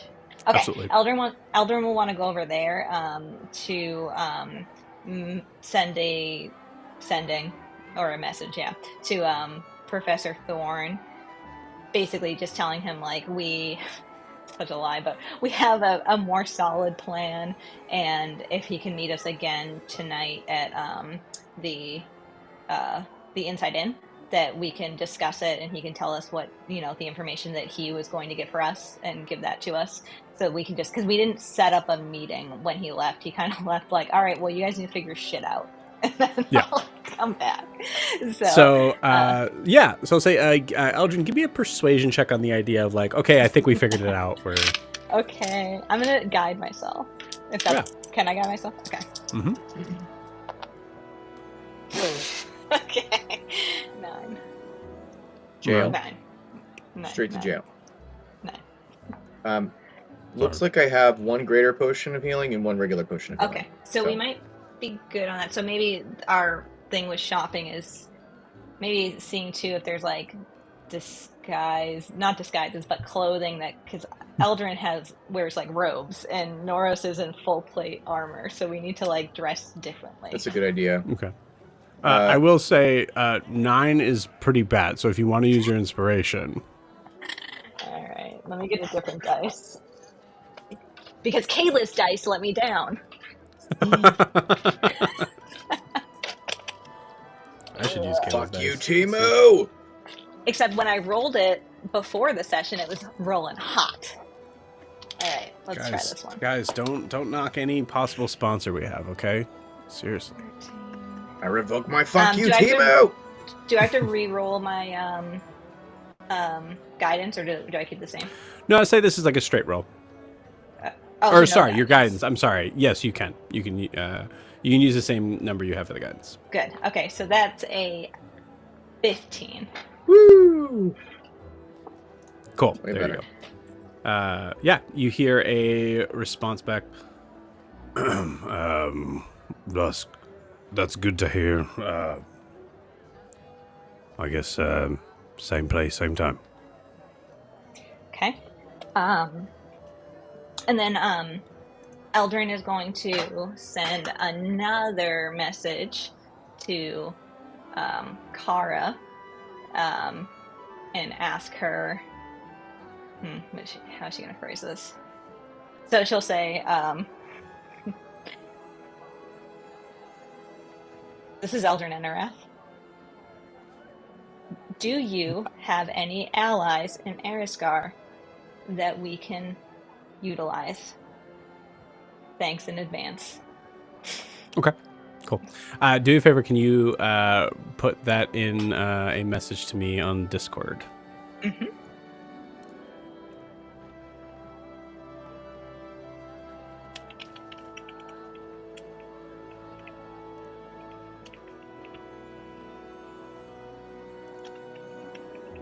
Oh, I could type.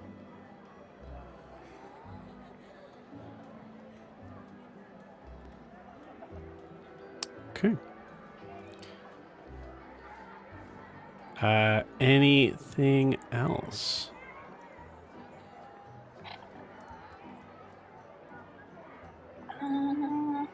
I mean, Huxley seems to be handling the magical part that we were thinking of. So yeah, just like any like commoner clothes. Okay. Because Eldrin doesn't look like a commoner. You got it. All right. Yeah, the so tiara kind of ruins it. Or I mean, the diadem kind of ruins it. Yeah. I won't wear it when we go in. Okay. Honey, you should probably not. You probably already thought about this, but I'm just saying, like, it might be a good idea to probably take that off. I'll wear it. That won't help, Gwar. I think it would make me feel pretty. Okay, well, you are not the next in line for the Enorian throne, so this has been in my family for generations, and this was worn by Volmos before me, so, and before him, my father, and before my father, and Eldrin goes on way too much. Yes, I understand how generations work. But fine, I will put it into the haversack, and I take it off reluctantly. And I put it away. Listen, don't make me bring Lionel back out again. You feel okay?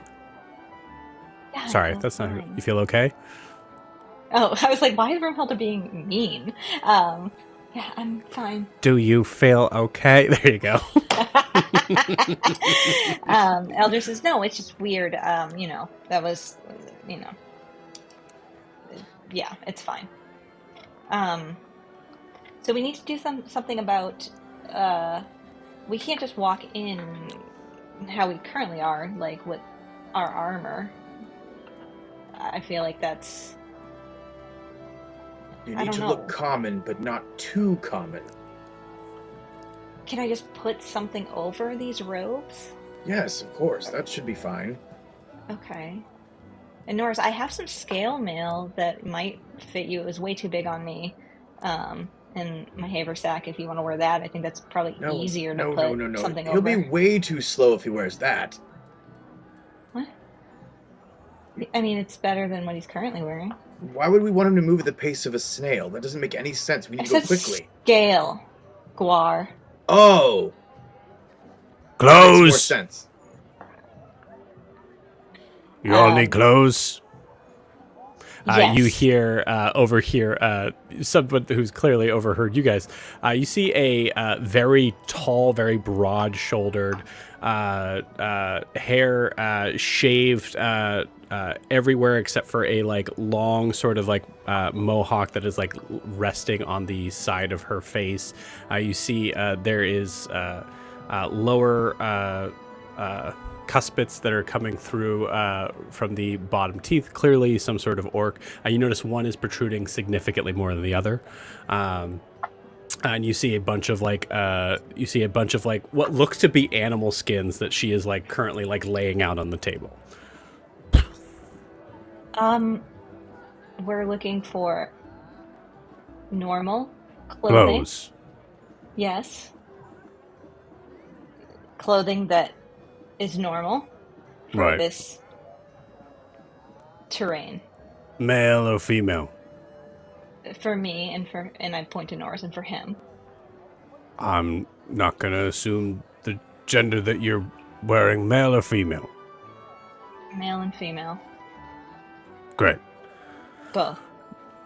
For each, not both, like... One female for me, her, male for him. one for him. Gotcha. Animal preference. I look at Guar.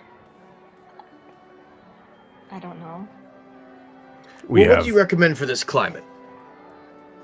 This climate? Oh, Yeah. Well... If you're looking to long travel, being able to stay warm at night, there's an owlbear pelt that we have here that I can cut up and make for both male and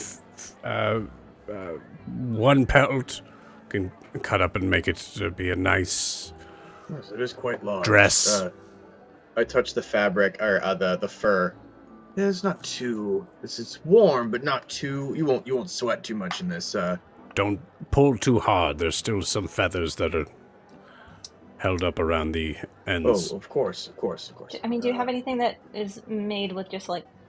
Actually, do you have any just fabric?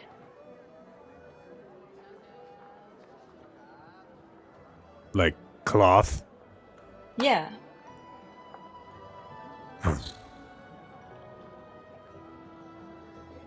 Yeah. Black Can or we brown? Brown for me, black for him. This owlbear is quite nice, though. Yeah, and then I lean into Guar and I go, yes, but if we come back with clothing that Milo didn't have the chance to sew, he's not going to be happy.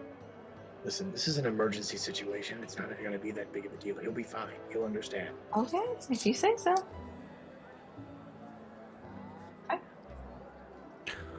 There's the Owlbear black. is quite breathable. There's the brown. Never mind, we want actual clothing that's already made. Well, it's still going to get cut Correct. up. Oh, wait, are you going to make the clothing with this? Yes. Yeah. Oh, okay, yeah. Then just she said a you'd cut simple it up. like a simple like Can I take this stupid cloth off the table? Yes, of course. Yeah. This owlbear's Sure. nice. Do you want something that's going to last you your entire life? I just need something so that I look like a commoner. So perhaps like a That's cloak all and hood sort of, seriousness. perhaps like a sort of cloak and hood sort of setup would be good, I believe. Would that be all right, Eldrin? Sure. Norris, what would you get? Yeah, that would kind of like look kind of cool for like a... Yeah, I was gonna say like the around the feathers like on the shoulders, shoulders Yeah. That would look Yeah. really cool. That with the fur kind of That works. cascading down. That would actually be kind of because anyway. So listen, it'll look common, but not too common. There's a flare of magic to and you. he can wear the scale mail underneath it, and so he can still be protected, right? Yes, of course. That would actually look quite badass. I don't think it would look as bad. It would look bulky with the full plate, right? Well, sure. The scale with the oh that. I'm like I step back and I kind of do one of these like oh Noros, you'll be a vision in that owlbear cloak. Oh my goodness, with that scale. Oh Okay, all right, let's calm down. Yeah? You think so? no, you'll cut Yeah. a striking, imposing figure despite your stature. I think that would be really good. Yes. So you want it to be like a mantle, like a round... Yes, Yeah, that's what I for want. for him like a mantle, and then I think more of like a cape and cowl, sort of thing for her. Is that all right? I don't want to speak for you, but Well, Yeah, no, we, that works.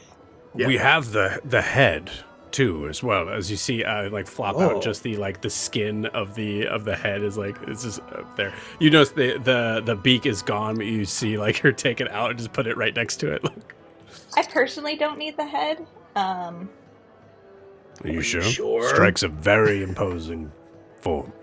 we both at the same time say, "Are you sure?" Are you sure? I mean, won't it be kind of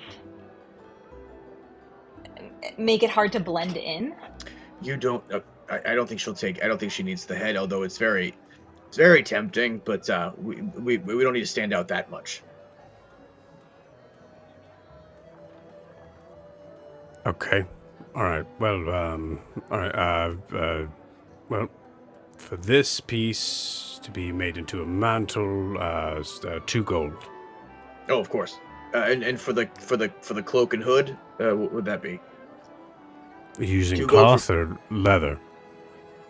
The owlbear. The owlbear. Oh, the rest of the owlbear. Yes. Yes, yeah. please.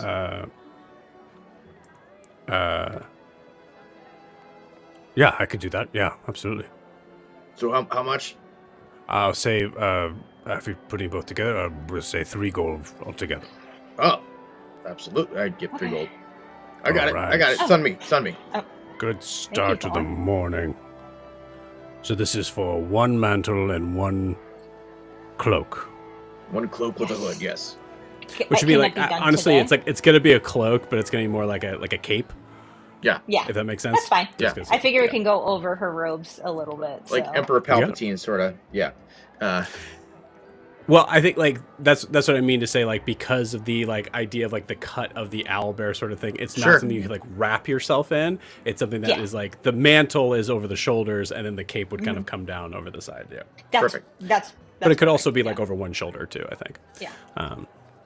Actually, I think she asked that. She just goes, off the shoulder or just straight down the back? I could even put it so that one of the arms is kind of coming across like this. Well, what do you think with these robes? Do you think it would be good coming off the back, or? It's a lot of white. You know, off the shoulder could be quite striking. I think that it gives you a bit of a flair of there's a regality to it without it being too over the top. Okay, sure. Yeah, let's do that. Great. All right. Give me 2 hours. Oh, okay. That's impressive. All right. I know my way around pelts and knives, and cutting them with the knife. Thank from you. the pelts. Understood. Great. You can call me Snaglak. Snaglak. Mm-hmm. Pleasure to meet you. Pleasure. Thank you for your time. 6 out of hand. Guar, I think in the idea of like you're used to shaking a lot of hands of various sort of sizes, I think there's a moment where you're a little surprised and you're able to catch like, oh, this is a real handshake. Thank God for like, for sure. As you feel that, Eldrin, you hear a response from Kara. Hi. Hello. Let's get Milo out of here. It's like, that's not Milo. I'm just making Milo disappear. Let's get Milo out of here. Let's get Milo out of here. Get out of here. Yeah, Kara, hearing this message from whatever is currently going on on your side, how do you respond? Brooke, or the Renwicks. Tell them Siobhan can vouch for you. Or you could use my shop, the Sage Cure. It's abandoned. Perfect. Bryn's gonna use her last sending on her bracelets and say, this is so stupid. We met someone who's looking for a Siobhan. Do you know her? Because Kenneth and Remy are looking for her.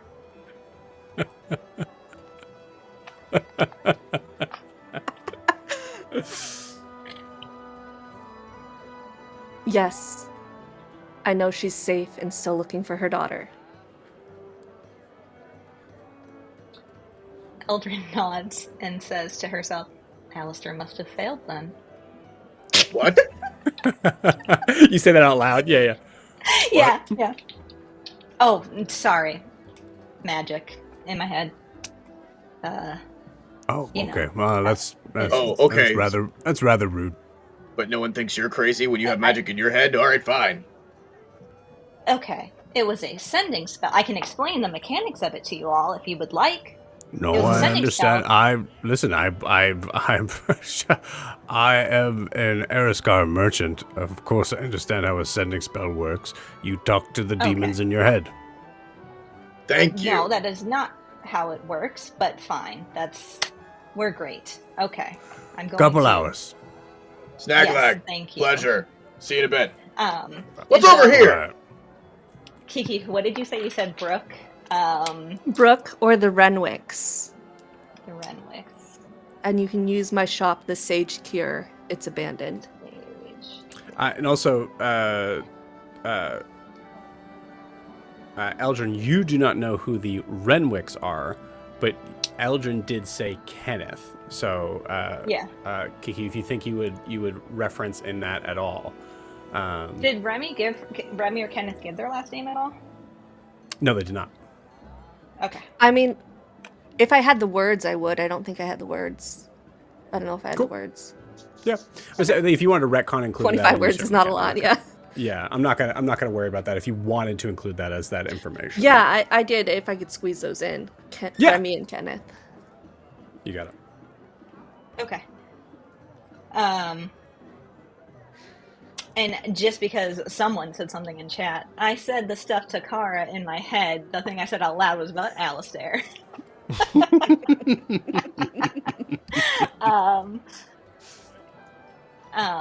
So, okay, yeah. So I turn to Guar and I basically say, so I spoke with Kara. She... and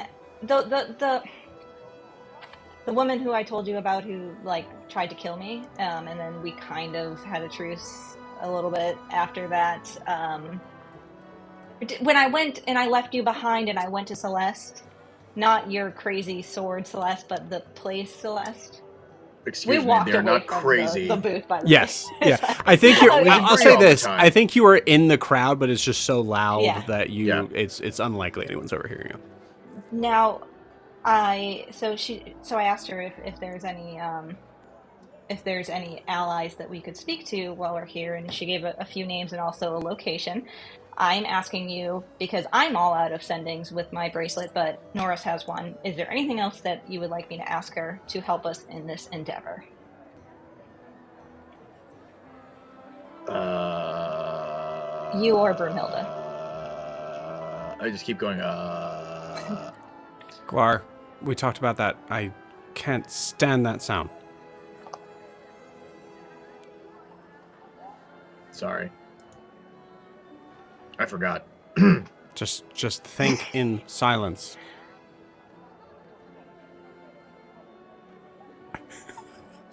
And a long time passes. Oh my god. Do I know that no, I know Huxley was with them, right? Mm-hmm. Okay. But I want to play so bad with Kiki, but there's nothing else Eldrin would ask. Eldrin doesn't care. That's fair. That's fair. And Wharton doesn't know anything. Yeah, unless Norris or Brunhilde can suggest anything that I ask her. Yeah, I don't. Brunhilde would. The first question, Brunhilde. So you're sure you're talking to Kara? Yes, I believe so. I mean, do you want me to double check? I can make sure. Yeah, if you don't, or we have a day, sure. Yeah, if you don't mind. Okay, sure. Do you want me to use the bracelet, or do you want Brunhilde to use it, or? You don't know her, so how would that work? I said Brunhilde. Yeah. Oh, wait. Also, for me to talk to the same person, even if I knew that person, doesn't mean that's the person that Eldrin was talking to. Let me just... I turned to Norris and I was like, sweetheart, can we switch bracelets just for a little bit? Unless you want to reach out to her. No, not even a little bit. I take it. You see him embarrassedly hand the bracelet over. No, I'm good. Let's see. What would I ask? So Eldrin says,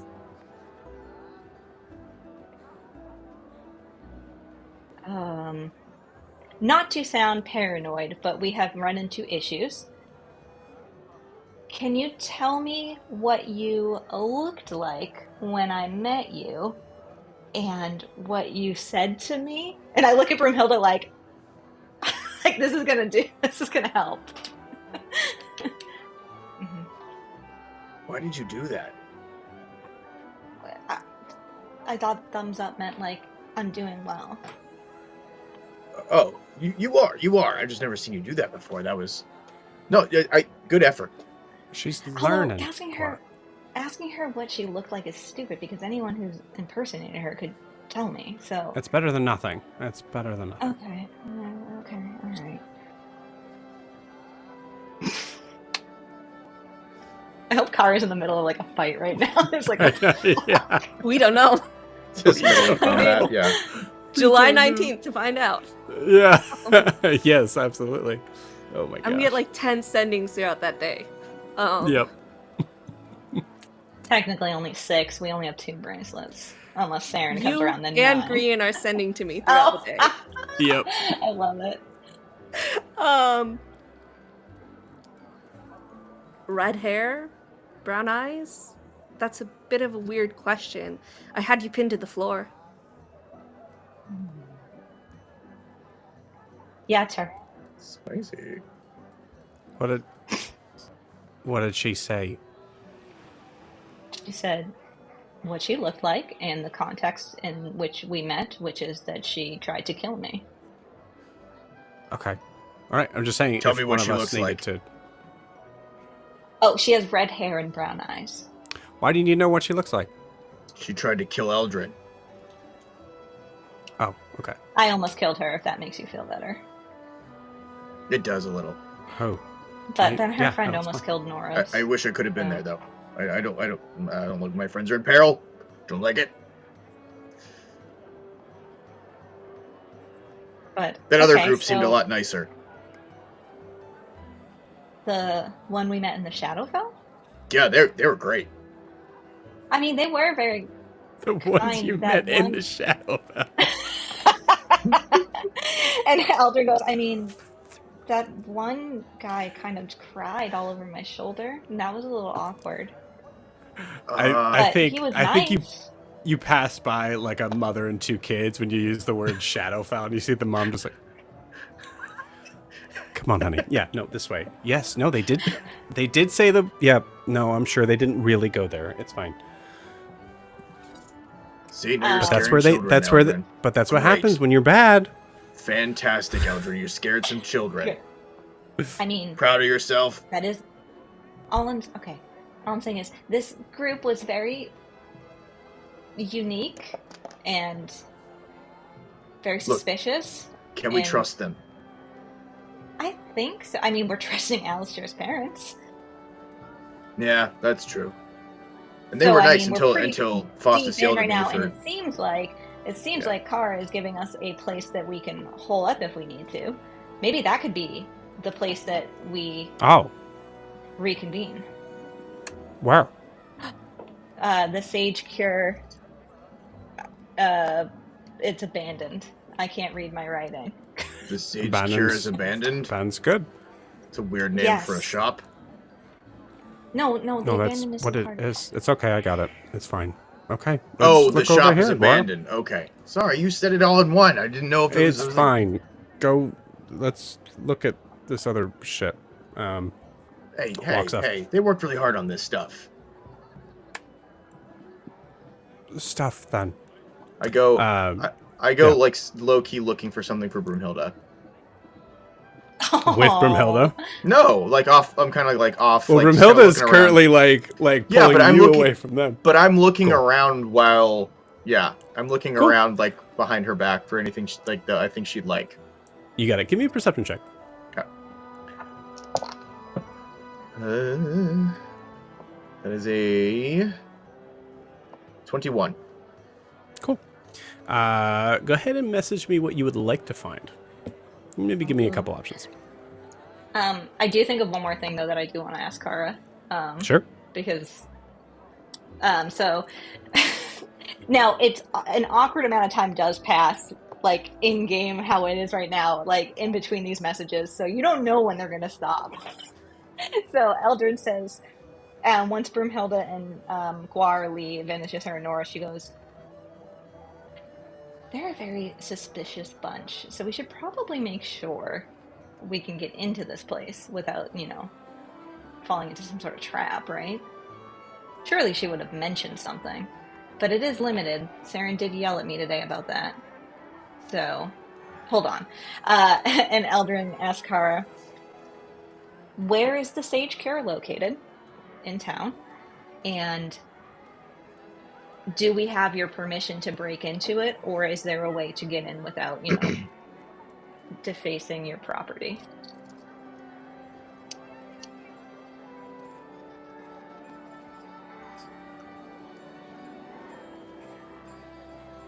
It's like a block from the Inside Inn, isn't it? It's like, yeah, it's like almost, not quite right across the street, but like kind of like, I don't think catty corner is the right word, but you get what I'm saying. Yeah. It's within seeing distance of the Inside Inn. Boarded up shop near the Inside Inn. It's already pretty messed up. There was a wyvern attack inside, so. I turn to Norris and I say, it sounds like we have permission to go in and loot and take whatever we want that's left in there. Okay, great. Yeah. All right. All right, kind of her. I mean, it's the least she can do. Yeah. Do you think that necklace... Nope, sorry, go ahead. Oh, I was just going to say that in her defense, I mean, if we had a child and they were taken from us, I probably would also be a very angry person and try and kill people. So I guess I can't really blame her.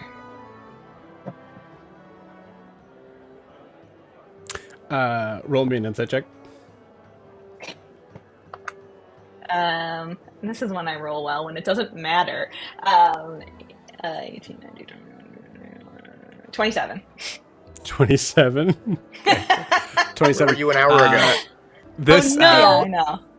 For Noros, this falls into a level of, we've never really talked about children before.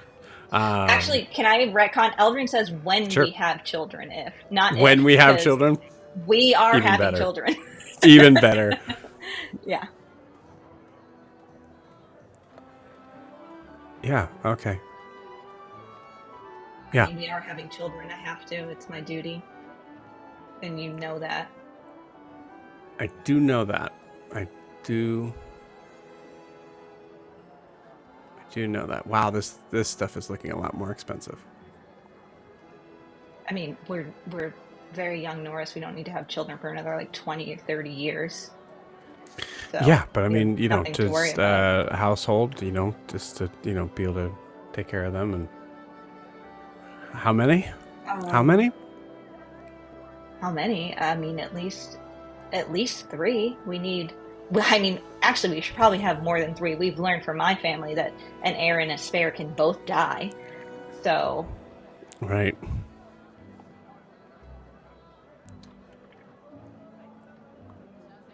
Do you think it's too late to get our money back for the? Oh yeah, no, Guar paid for it. Do you think we could probably like? Norris, you have no need to worry about money whatsoever. When we get back home, we want to make sure that we cover the pelt up as much as we can, because I'm sure like underwater markets, like in Anoria would pay top dollar for those, so we could we can sell them just in case if something goes, if there's something that The Anorath estate will cover anything that we need. Yeah, but you don't know that. You don't know that, dear. You don't know that. You don't know that. This stuff is looking really expensive. We should probably get out of here. As that is being said, who do I make roll?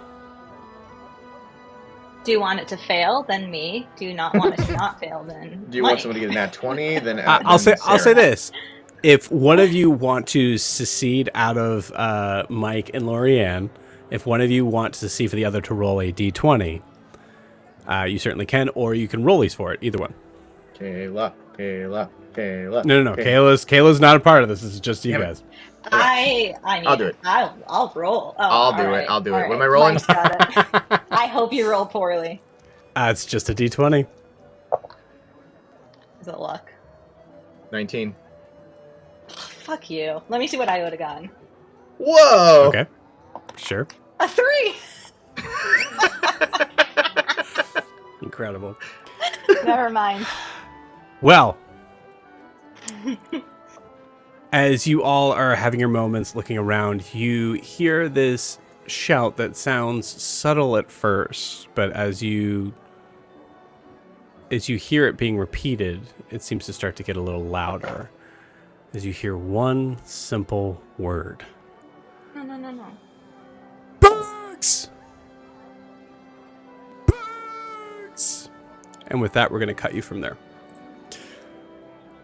We're going to go over back to Saren and Huxley. If you guys don't know what that is, good. You're in for a treat.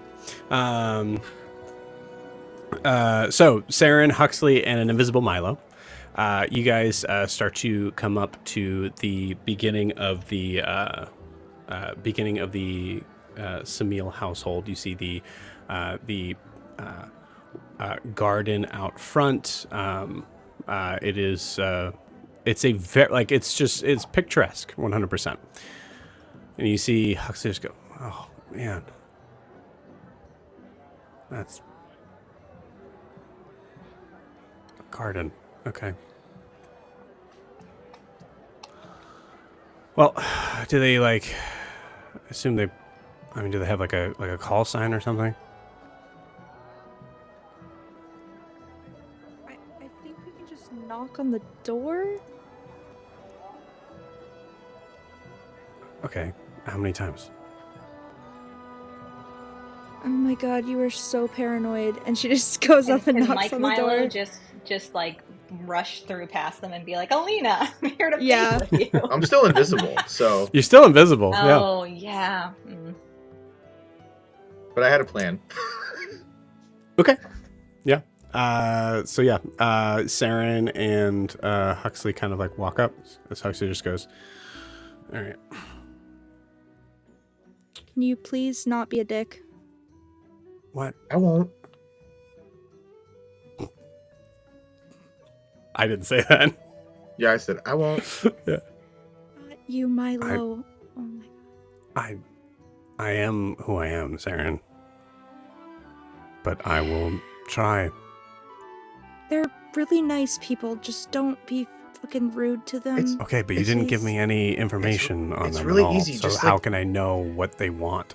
It's really easy. They're just Alistair's don't parents. Just don't say mean things on purpose. It's really easy. Yeah, they're Alistair's parents with it, but Yeah, Alistair's not gonna Alistair wouldn't have a garden outside his house. This is everything Gardens, opposite. Alina's a baker. He fixes stuff. It's not that complicated. Oh, okay. Faustus. Yeah, I helped her. Fix his stuff. Okay. Yeah. Great. Okay, that's useful information to know. All right. How tall is he? Why does that matter? No. Just because, I need to, be prepared. How tall is Huxley? Huxley's 5'10". He's taller than you. Okay. A little bit. All right. Mild mannered. I mean, he yelled pretty intensely, so maybe usually, but just don't upset him, and he probably won't yell at you. So. All right. Go ahead and do whatever knock you think is best. Wilbur says something like, "This Alistair really, did a number on you." Just kidding. Please. She doesn't know that. I think some of this could be that, but there is also a level of Huxley sees a beautiful common house and is I have zero information. Oh, I thought it was going to be I destroy everything I touch. I'm going to destroy this beautiful thing. Well, maybe. because I just see him as so tragic. No, it's more of I mean, if you want to go tragic, it's I don't understand this existence at all. So I therefore am a fish out of water. Mm-hmm. So I think while Saren and Huxley are talking, I think Milo would just go up and go, and his really fast halfling knock. Cool. And as a very usually jovial, I think like maybe probably has put on maybe like a little bit of a fixed smile given the situation that had just transpired last night, of which Kiki gave you a little bit. But Kiki, would you mind playing Alina as Alina opens the door? Yay! Oh, Saren, you're back. Hi, and you brought a friend. You look like you need food. Come on. My name's Alina. I have some cookies. I bake them with wheat because we're not about the bacon here, so I'm trying something new. Hey, Alina. It's Milo. I'm here, but you can't see me. So, yeah, he made me invisible, so I just don't mind me. I'll but it's nice to see you again. Yes, come on in. I know you can't see me, but I'm sure it would be nice for you to see me too, but you can't see me. Yeah, we passed a wanted sign with Milo's face on it. Yeah, it didn't even look like me that much. It did. It really did. I mean, they didn't get the beard right, but I mean, I don't know. That's the nose was a little off, but you know. Alistair's a room. He does have a room? Yes? This is Huxley. Huxley, nice to meet you, yes. Yeah.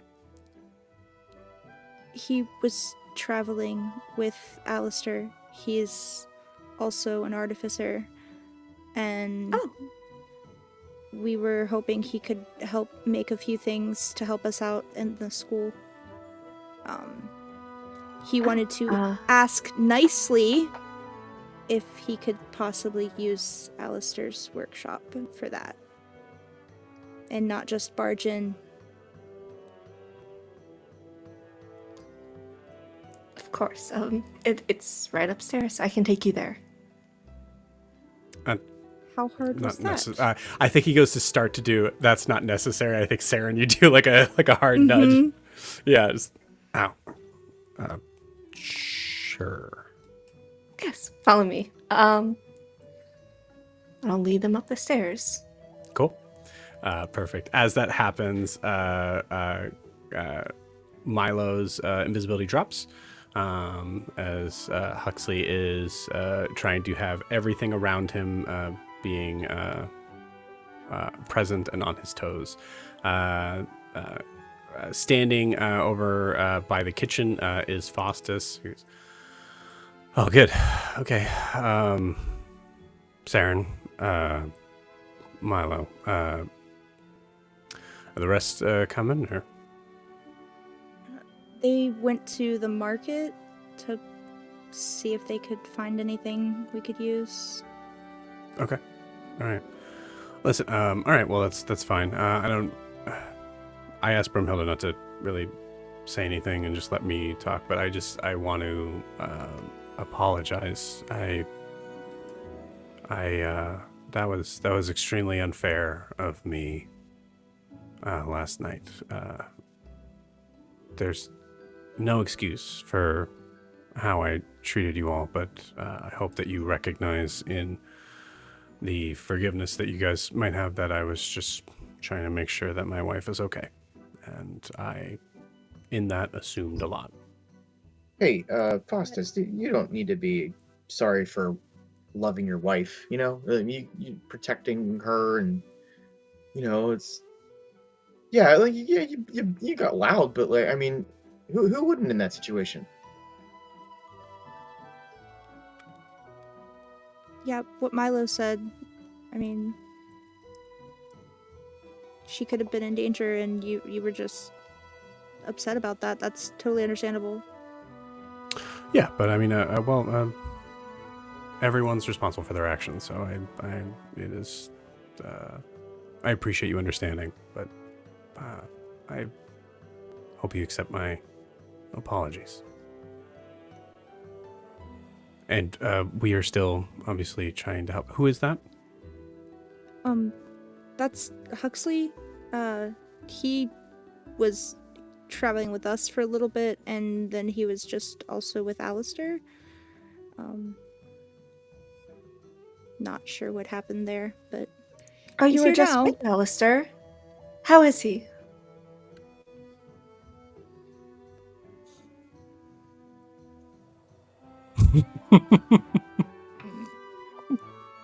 She talked awkwardly at Saren. Yeah.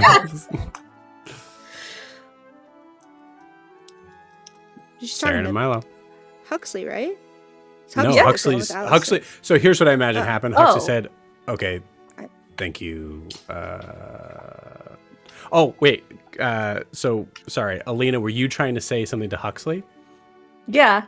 Okay, cool. Yeah, I like it. Yeah. Well, this house is small enough that I think it is definitely possible that Alina leading Huxley upstairs is hearing that. Oh God. Can you ask that again, please? I think I said something like, oh, you were just with Alistair? How is he?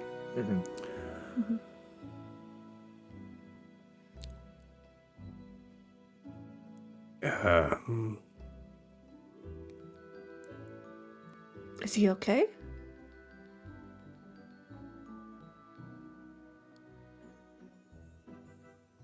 Yeah.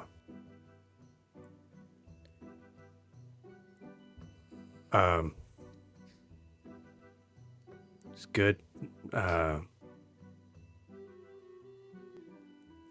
Talks about you all the time. That's sweet. You traveled with him for a while? Longer than, I guess Eldrin just met him briefly. Not a long time. Long enough. Well, that's fun. You're gonna like some of the things he has if you're anything like him. From what Saren says, you're an artificer, so hopefully.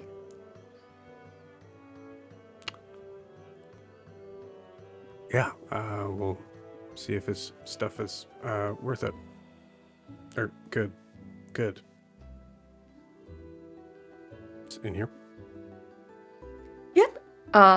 And she's gonna open the door and just start pointing things out. There's those shoes. I cannot get rid of those boots. Every time I throw them out, they come right back. Okay. He has that creepy amulet on the... Yeah, okay. Yeah. Okay. Got it. Thank you. Well, Thank you. there'll be cookies downstairs when you're ready. Okay. Bye. Bye. Close the door. I think Alina walking down the stairs. What is Alina's facial expression as she comes down? I feel like...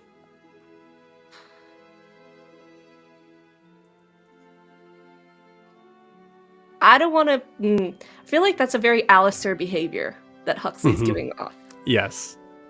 So she probably looks kind of happy, I'm guessing, contented. He's basically a copy of her obstinate son. Cool. Everything okay, huh? Yeah. He's just looking for items to help with their job. Cool. Did you we have a pile of like what we would lovingly call now, like explaining it to Saren and Milo, like we lovingly call like junk. That's just like just kind of like stuff that gets piled up. I could probably bring that upstairs. Just like there's like metal and. So I think you'll probably be able to connect with him better than me.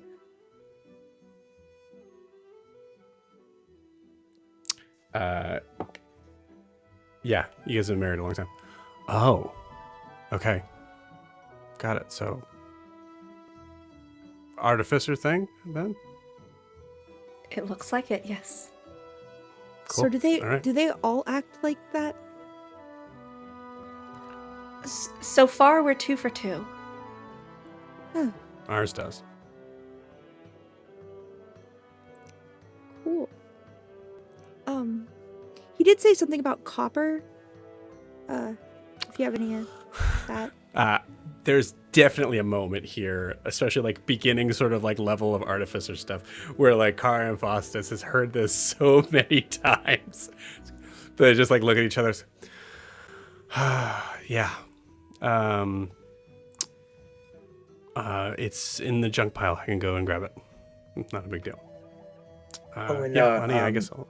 when you go up there, just don't take it personally. Yeah, he talks to everybody like that. So does ours. Yeah. Oh, you're used to that. Okay. Yeah. Well, have fun. All right. I'll be back. I'm gonna roll. I'm gonna roll some things.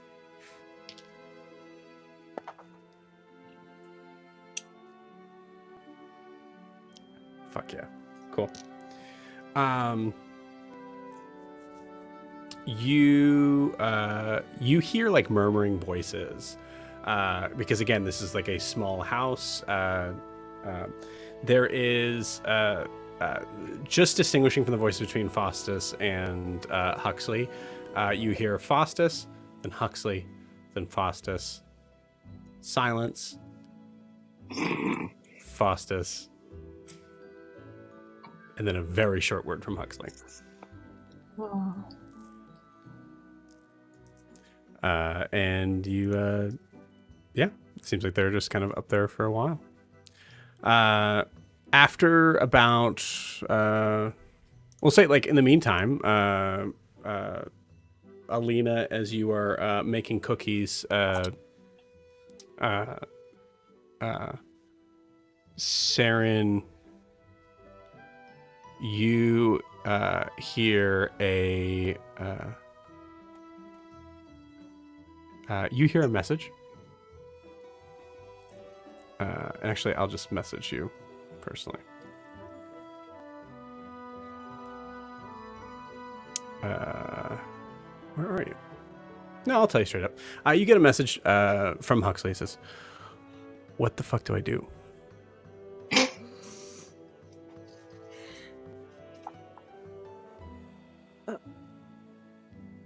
Make the sending stones or coins or whatever they are?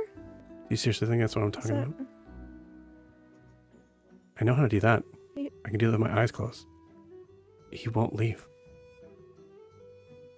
I don't know. Just make conversation. Apparently, you're just like Alistair. About what? I don't know. Figure it out. He keeps staring at me, and I swear to God, he has like a tear in his eye. Yeah, because you remind him of his son. That's ridiculous. I don't think it is. This is message. You can't hear it. Oh, fuck. Sorry. Isn't message you have to whisper? The sending's in your head. Yeah. Yeah. Oh, yeah. If we saw the scene that is happening upstairs, it is Huxley leaning over into like something, just staring closely at it and whispering into it. Oh my God. And Saren's just like this, just whispering to herself. Kiki, can you roll me a d20, please? I'm going to say just straight up, no bonuses.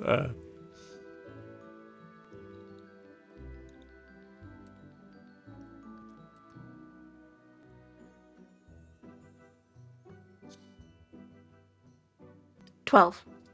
12. Okay, cool. Yeah, I think, Saren, if you're choosing to try to like look like you're not talking to something, I think you're pretty good with it. Milo also would be very distracting to Alina in the kitchen, as yesterday you guys were in the kitchen just literally just working on baking the whole time.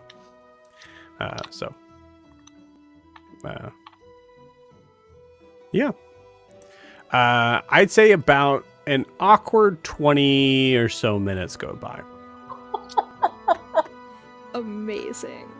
Alina, what do you think you're up to? Feel free to RP that time.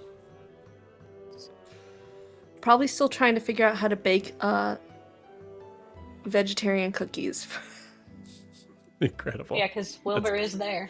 Grass-based cookies. That's right. Wilbur is there. Yep. Mm-hmm. He's in a corner. Yep.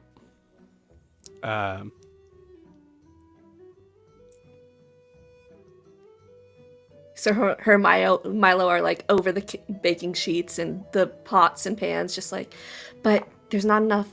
Like the grease comes from the bacon, which makes them rise, and I'm not sure where we're gonna get that with the grass. Sarah, and you hear from Wilbur. Actually, you hear Wilbur just talking. He goes, I wonder if they're working on the cage first. And I think, Alina, you do hear that. Buddy. Does she know? Does this cage mean anything? Cage is new. You know that they're trying to infiltrate the Ludus. But yeah. Cage? For what exactly? They're gonna put me in a cage. We really don't want to, but that's the safest way to get Wilbur in there with us, unfortunately. Yeah, not for real. Although it's a real cage. And I am a real wombat. We just have to convince them that Wilbur's not a talking and walking on two legs wombat, just the No, I'm just a stupid wombat. normal kind of wombat. No. I don't see how a cage is safer. Wouldn't that make Wilbur more visible? Noticeable? Yeah, we can't exactly like disguise him or anything, magically at least, to get in. Once we're in there, maybe, but that's the final plan we came up with. I'm sorry, Wilbur.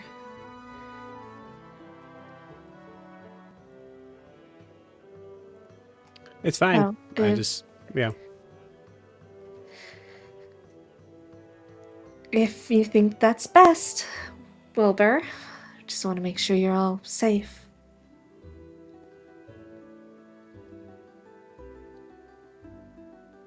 Yeah. Do you have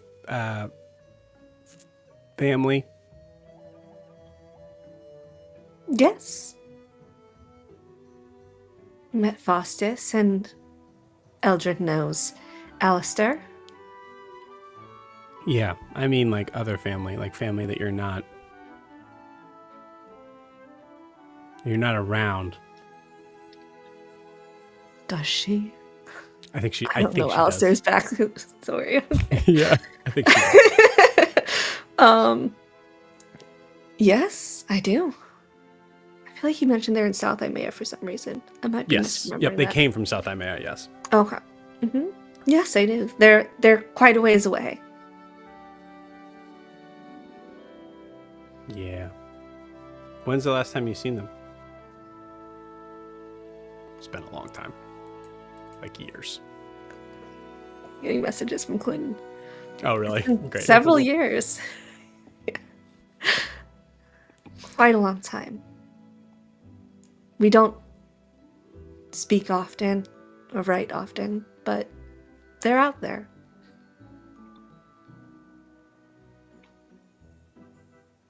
They're out there.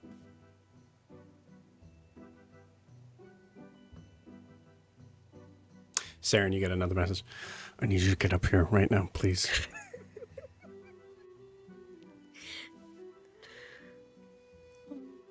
I'm gonna go check on Huxley. I'll be right back down. Oh, okay. So bring him this batch and have them taste these to let me know if they're any good. I can do that. And she'll take him. You got it. Walking in Saren upstairs into Alistair's room.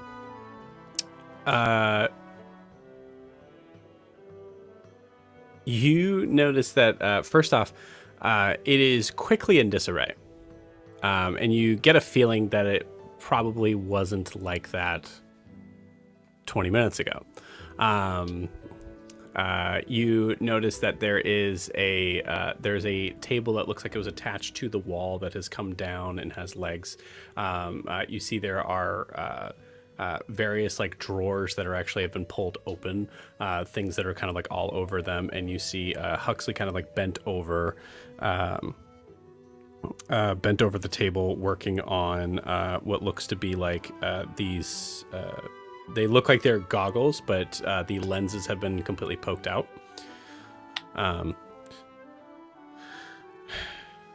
You see Faustus is actually kind of like over in the corner of the room, kind of just like sitting by the bed, like holding like things as you enter. Oh yeah, the cookies. Thanks, Aaron. Huxley, you want to?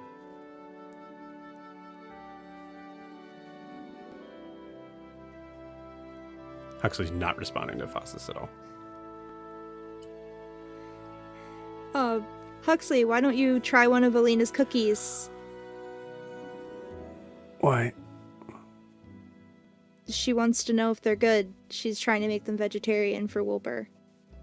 I hate meat. I don't care. Try the fucking cookie. Hell yeah. Okay.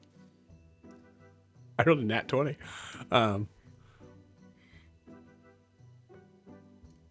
Fuck.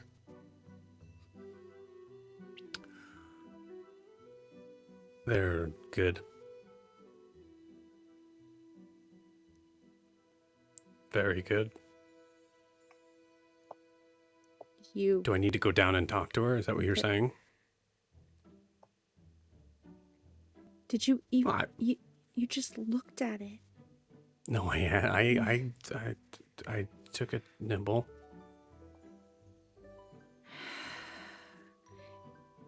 Oh my god. You are literally It is the worst. okay. It is actually good. I'm just not really hungry right now, and I can't like eat and work. Okay. She's gonna walk over to Faustus with the plate of cookies. I think there's like an expectation with Saren that there's like Faustus should seem like disheartened, disappointed, angry, upset, any of those things. You don't see any of that from Faustus. You see just like a what? He was so rude to me when I didn't eat a cookie. Mm-hmm. Faustus, did you want to try them? Oh, yeah. Thanks, Saren. Appreciate it. Huxley, you were saying that there were some things that you needed that Alistair didn't seem to have. You put it in a different way, but that's... Did you need to tell Saren? And you see Huxley go, yeah, oh, yeah, right. No, I'll,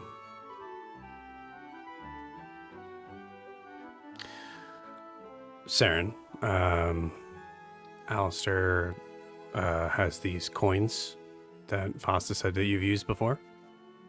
Mm-hmm. They're not awful magic. So I think I'm just going to recreate a couple of these. Okay. Uses a surprisingly a little amount of copper, so we don't need a lot. So we're good there. And the range is almost impressive. It's at least from this house to the entrance of the tunnels. Yeah, I know that. Like I said, almost impressive. Yeah. I'd say that's pretty impressive. Okay, fine. I can make 3 more of these, I think, pretty easily. But there's a couple things that I need from the rest of the group, so I can just send to them. Or actually, yeah, let's send them because you probably want to stay here, right? Yeah. Yeah. Great. Do you want to... And she's going to hand him the ring. What are you doing? What are you giving me? Tell him what you need. May I suggest maybe Eldrin and not Guar? Oh, okay. No offense. No, no, thank you. I don't need that. That's appreciate it. And you see as he finishes popping in a couple of lenses from the goggles. You notice these lenses are extremely dark. Like they almost look like they're just flat black until you see like a little bit of light kind of like going through them, and you see Huxley puts them on his head. And as he does so, immediately casts a sending to Eldrin. Okay, so I need a significant amount of silk. I'd say about 30 feet.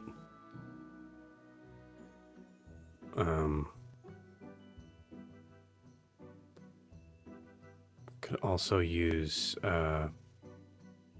some bat guano.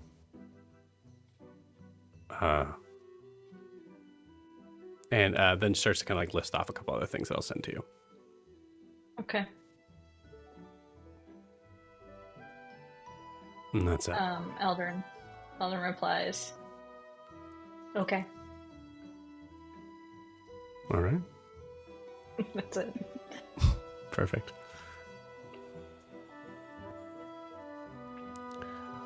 Okay. Eldrin's taking care of it. So we're good, but if you want to hang out and just check out the room or hold things. Sure, I guess. Hey, Faustus, do you want to go tell Alina that the cookies taste good and see how it's going down there? She said something about the bacon grease usually makes them rise, and she wasn't sure if it was going to work without it. So. Yeah, I can do that. Huxley, any specific message you want me to send to Alina?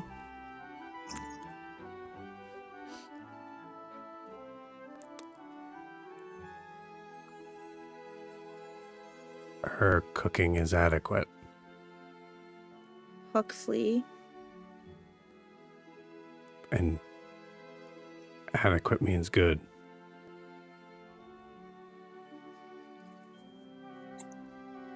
She seems to be good at her job of cooking.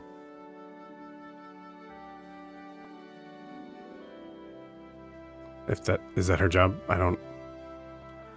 What she does well.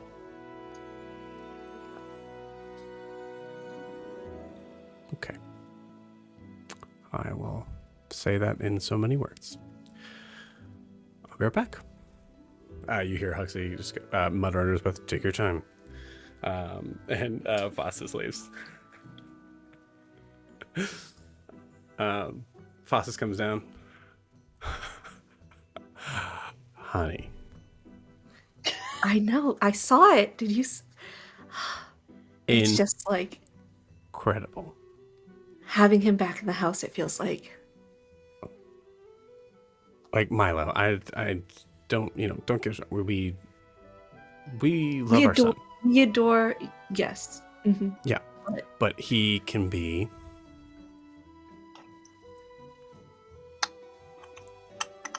a lot. A lot. And you get so used to a thing, and then you don't like a responsibility, sort of like a job, and you don't have that job anymore all of a sudden, and sometimes it's just sometimes you miss that job. That sounds bad. Maybe not the best analogy. Yeah, right. Yeah. Yeah, I mean, it's really cool to see you guys so happy. Yeah.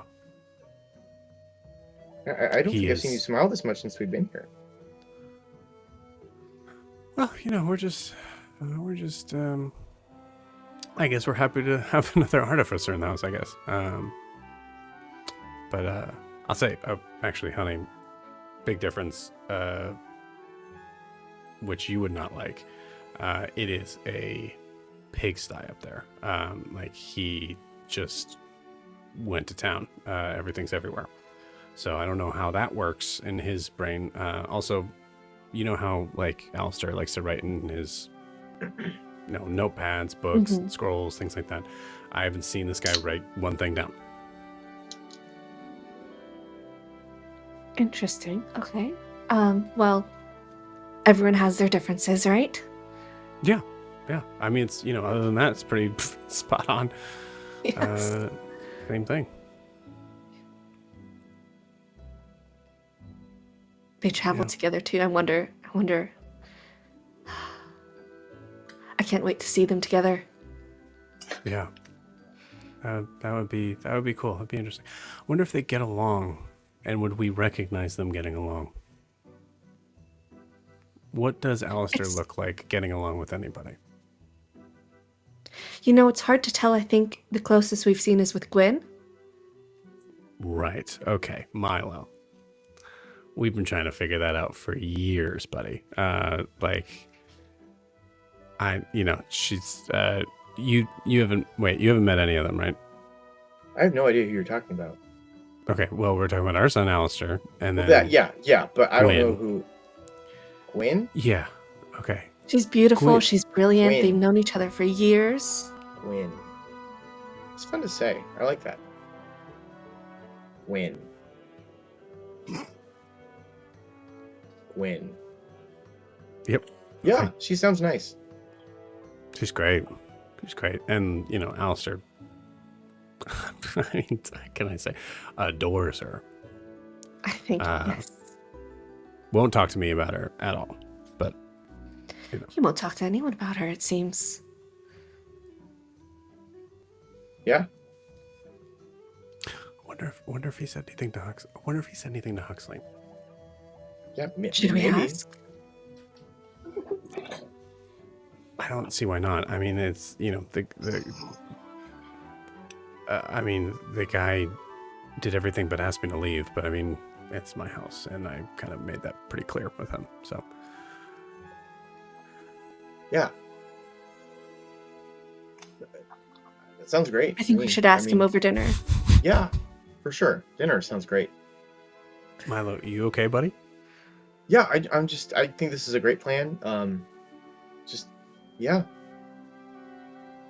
I just like that Milo, you're why happy. don't you help me with dinner? Yeah, that sounds great. I would love that. Fantastic. Quick cut back upstairs. Okay, can you just explain to them that I don't need help? Can you just do that? You're in their house, and I know that, and I appreciate it. And honestly, like, seriously, between you and me, the cookie was fucking good, but I didn't want to swear because I didn't know if I was supposed to swear or not, and I was like kind of because there's houses where you're not supposed to do that. If Faustus doesn't like that, so I would refrain from maybe doing that. But I don't know how to fucking talk without just say really good instead of fucking good. It's not that hard. I mean, okay, adequate really relates to the concept in exactly the same way that really good would. No, adequate is like just okay, which is like less than very good. Can you just explain that to them and then tell them to leave me alone? Honestly, I think they understand because obviously you remind them a lot of Alistair, which explains why you got along, and also why Eldrin explained him as frustrating and she hates you. So that makes a lot of sense. When did I say that I got along with Alistair? Well, you didn't say it, but you, read between the lines kind of what? thing. I said Eldrin called him frustrating, and you said, that means she's just human. Yeah, it's just because of Eldrin being out. All right, okay, whatever. That's a compliment from you.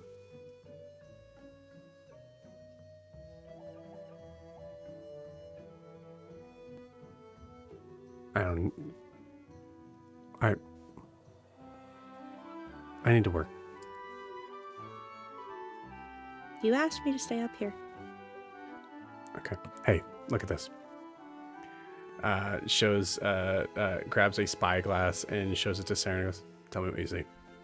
Saren, you put it up to your eyes as you look.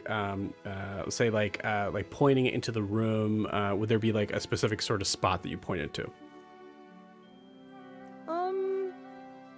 Like where the stairs are, maybe.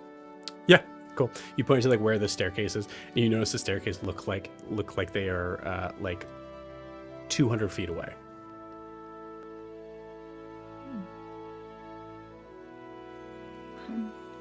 So it just makes things far away. Yeah. So we're the same person. You're saying, right? There we go. I don't know if I should fix it or just throw it away. You know what I'm saying? Fix it, I guess. It should be the opposite, right? Yeah, Saren, it should be the opposite. I don't do this. Yeah. He somehow managed to make a spyglass to make something further away than it originally seems.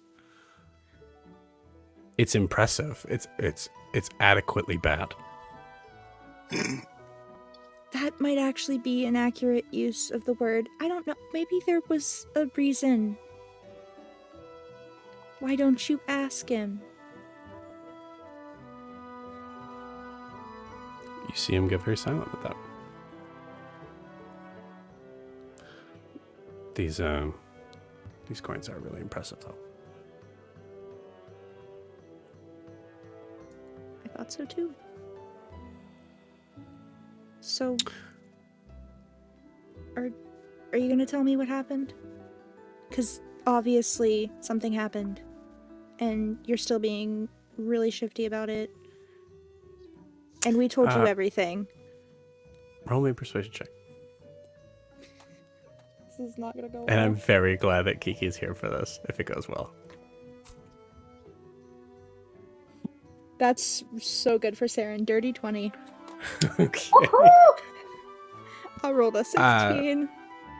On the Raylor dice, by the way. Hell yes. Incredible. You see the first reaction that Huxley makes is just goes back to work. Pretends like he didn't hear anything.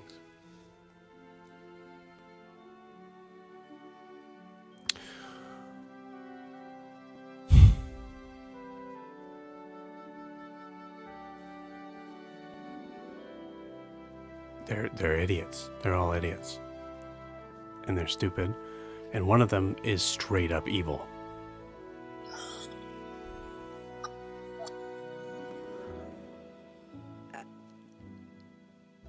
Okay, and?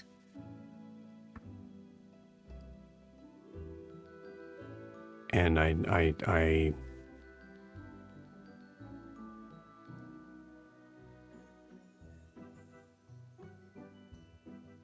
Okay.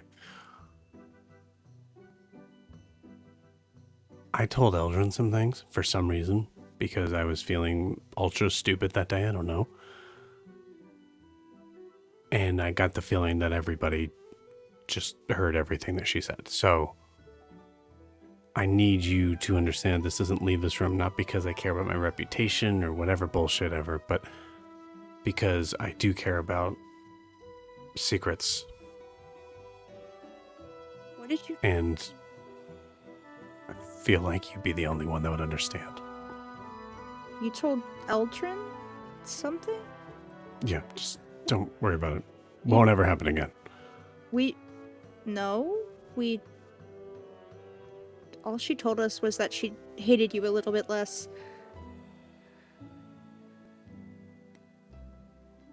Oh, okay. All right. Well, then I hate her a little bit less.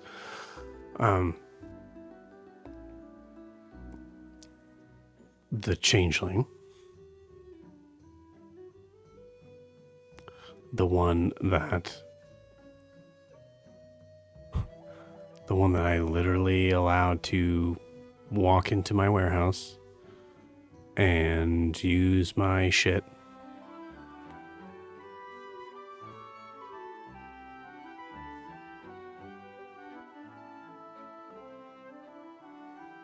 She, first off, cast a zone of truth on me in my own house.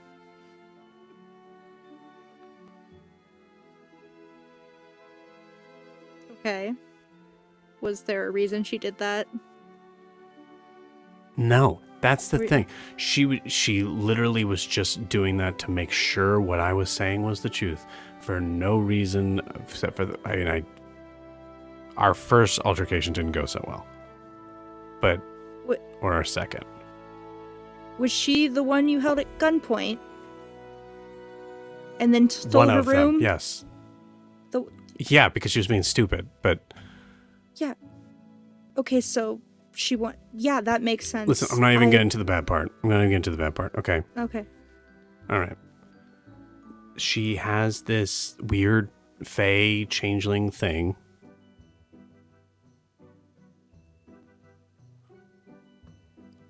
Where she's able to somehow access memories or something. I don't know. She's able to pull people or feelings and stuff from your past, and that's not cool. And did so 100% without permission.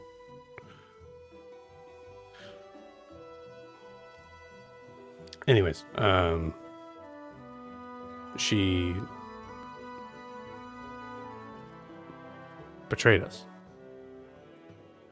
Betrayed me. Did exactly what I thought she would, but somehow I let her do it anyways.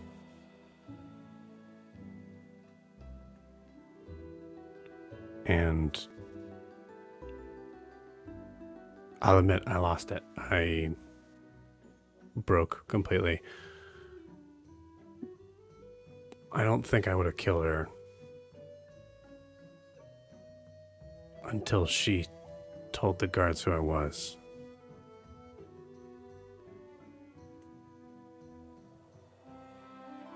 Like, exactly who I was. And even then,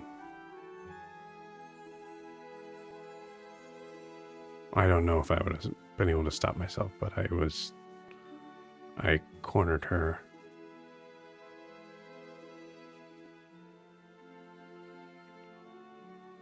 And she turned into him.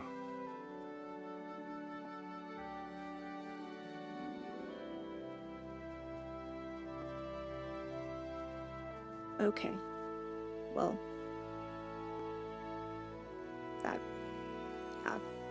I'm sorry that happened.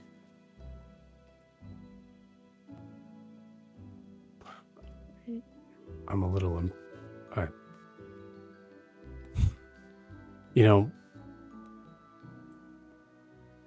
the surface part of me is actually really impressed.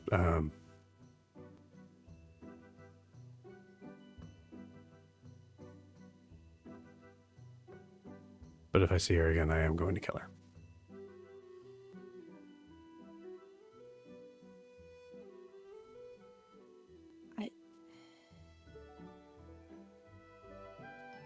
I mean,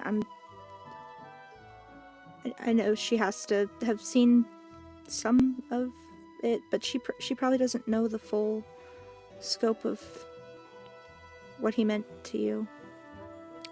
I mean, I don't know what she knows. She could know all of it. That's the point. That's why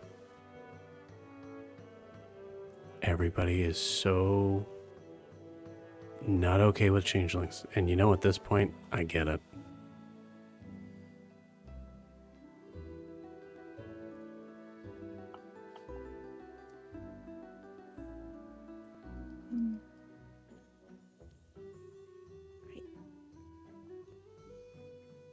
I don't know what to tell you. I don't know if that's enough of a reason to want to kill someone, but I mean, did anything happen with the rest of the group, or was it just that? No, they were just going along with continuing to think that they were going to save her, and I felt like, I think, part of me was just, they deserve to find out who she is for themselves, I guess. And I just helped them get there.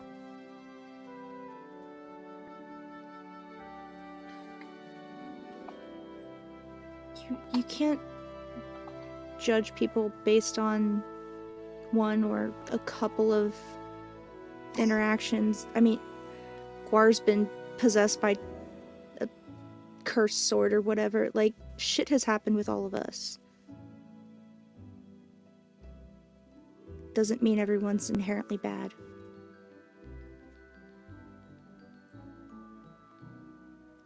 I told you a long time ago. I don't believe in good or bad anymore.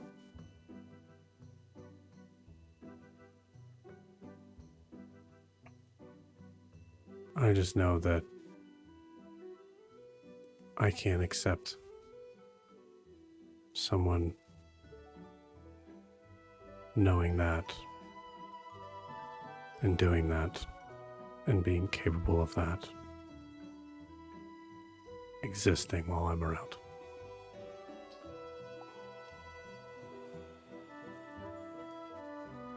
Well, hopefully you two don't end up in the same room again, I guess. But if we do, I'm not holding back I'm not holding back next time.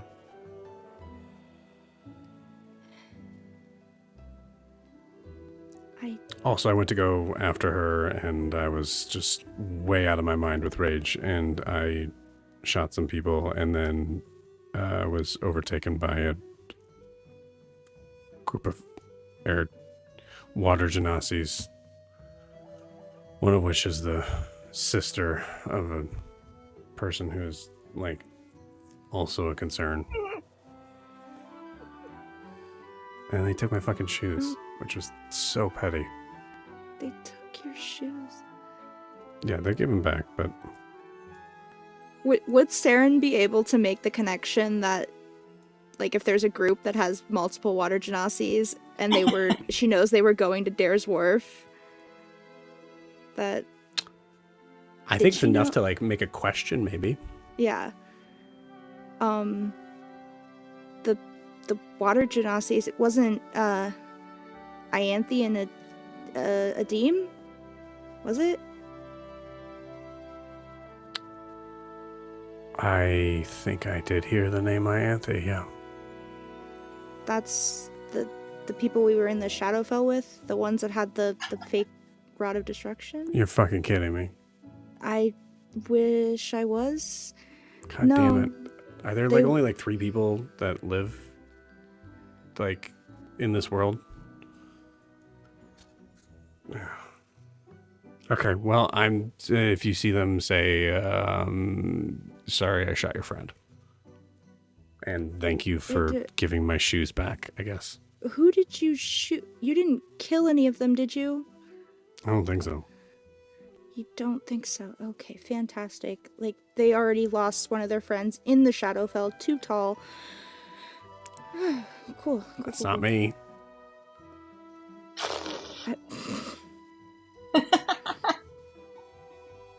Like, this is 100%, like, all of Huxley is that statement. Like, in response to that is like, sucks to suck.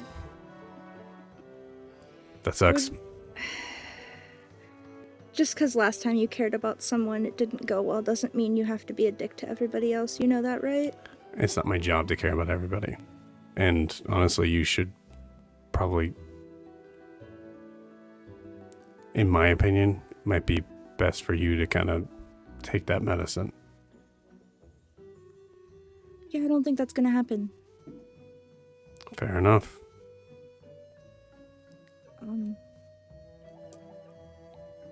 I'm sorry, a very loud firework just went off and literally vibrated my entire floor, and I lost my complete train of thought. What? Were you going to ask about the changeling? Because isn't that the first you learned? Mm-mm. That's the second time he said it. Yeah, he said that they were the. She asked if Kara and Siobhan were the same person. Mm-hmm.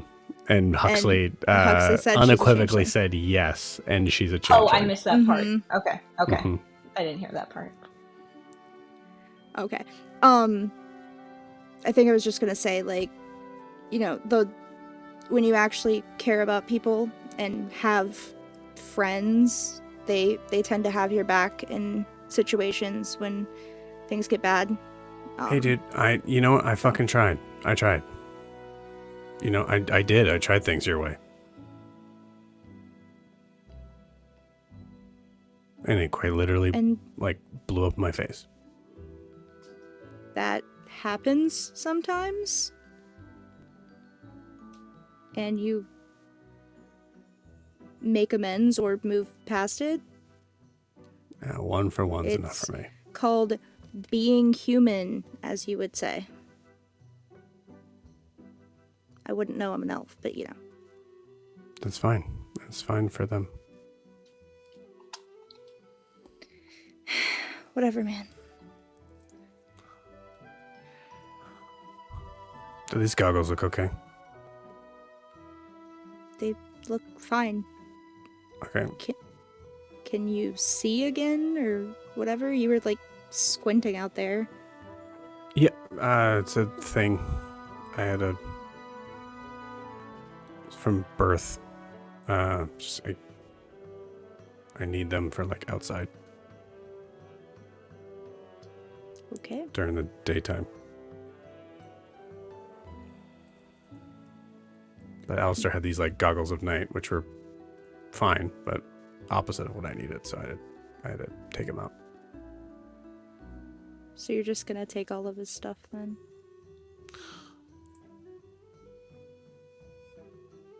I assume he's doing the same with my warehouse. That I almost blew up. Why did you almost blow it up? I didn't, that's the point. Great. Actually, Good because talk. of your Shadowfell friends. Oh. Cool.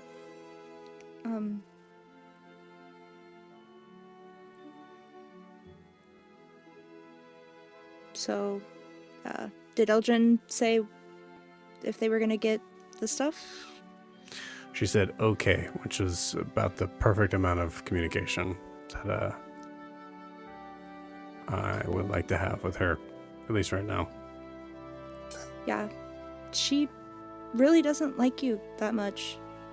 Well, other than doesn't hate you as much as she used to, for whatever conversation you guys had that I'm assuming you're not going to tell me about because you thought I already knew. It's not important. It sounds like it was important if you were concerned of people knowing. At the time, but that was before I was in a space of letting my guard down. And right now I don't even know why I'm saying all this stuff to you, so. Yeah, and right after that conversation happened, the fucking house fell on us, so. We've all had a time. That sucks.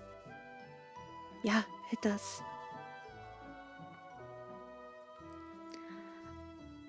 I'm gonna go get more of those cookies. If you want any, you can come get them yourself. You're not gonna get one from me. No.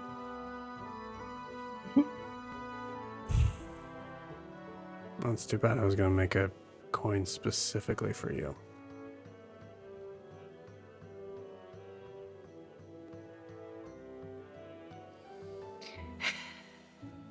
I'll be right back. And we'll cut from there.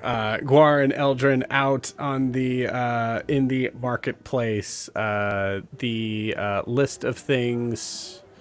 More importantly, yeah, you hear the phrase bags being screamed out into the marketplace. Looking in that direction, you see a extremely wild-looking human. Bald head, white sideburns, and beard that kind of comes down into a very long, like almost like Gandalf-like point. You see his arms seem to be like so thin that they're like spindly and almost like skeletal. He's standing on top of the table, and he's wearing like a gray sort of like very like simple like gray kind of like burlappy sort of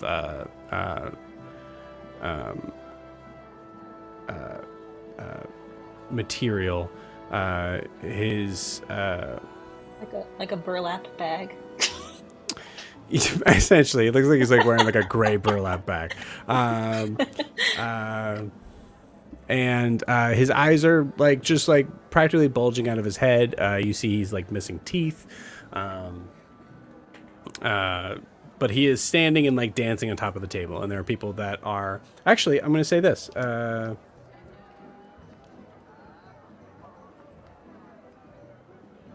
Eldrin and Guar, if you notice and are paying attention to this figure, go ahead and roll me a perception check.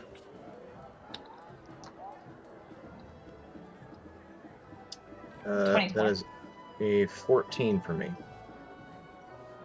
Okay, cool. 14, Guar, I think you're still like kind of like looking for that possible gift. By the way, you find it. You're still with Brumhilda right now. Yep. But Eldrin, you notice that people are walking by almost as if, at first looking at like, this guy must just always be full crazy, and people have just like learned to just kind of ignore him. But you almost notice that it seems like they're almost like doing so as if they can't hear him.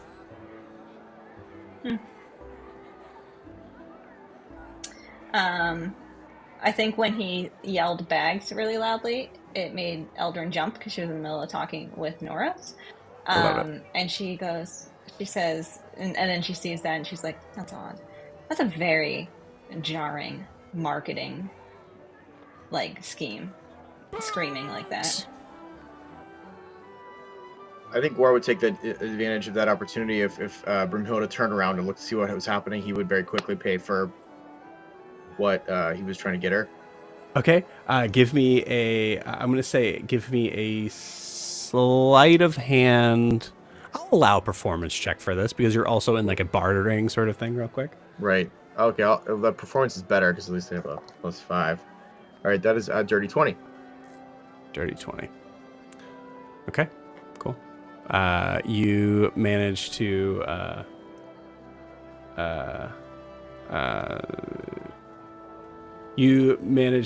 procure. I'm going to say one of those items with that because that's pretty quick for 2. I would say like the other one would probably be at another table too. Yeah.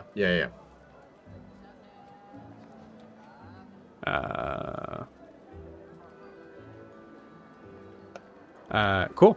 Eldrin, upon hearing that, do you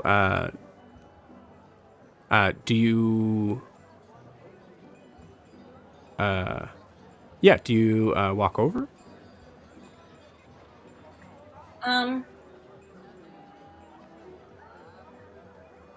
No. Eldrin doesn't care about bags. She has a handy haversack. She does not, and she has no money. So I want to, but Eldrin wouldn't care. She would just literally say, that was really annoying. That is really loud. Let's go somewhere else, Norris. Cool. I'm going to roll something just for Brumhilda. Brumhilda just goes, no fucking way. Guar, I'll be right back. Walks over to the bagman and starts to have a conversation with him. Do you want me to... Guar. Yeah. Can I see her No, lips? you're good. Nope. Okay. Yeah, I think you do. Okay, I can read her what she's saying then. Yeah. Guar, she seems to like beeline away from you, and I say like as you're like, do you want me to come with? She doesn't seem to respond. But something I think you notice just straight up. She is having a very, like, excited and happy and friendly conversation with this individual. What is she saying? She says, the first thing you see, like, in her phrase, she says, Blackheart, and points to herself. The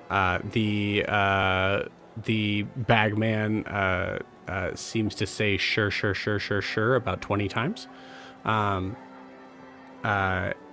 in the conversation, I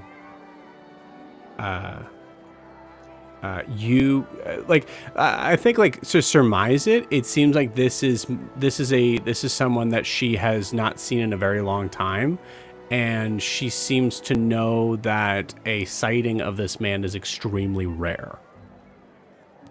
So she is, like, exchanging sort of, like, conversations of, like, can you tell me how this works? Why are you here? And he responds with, I don't know. I will very quickly. Oh, go ahead. Sorry.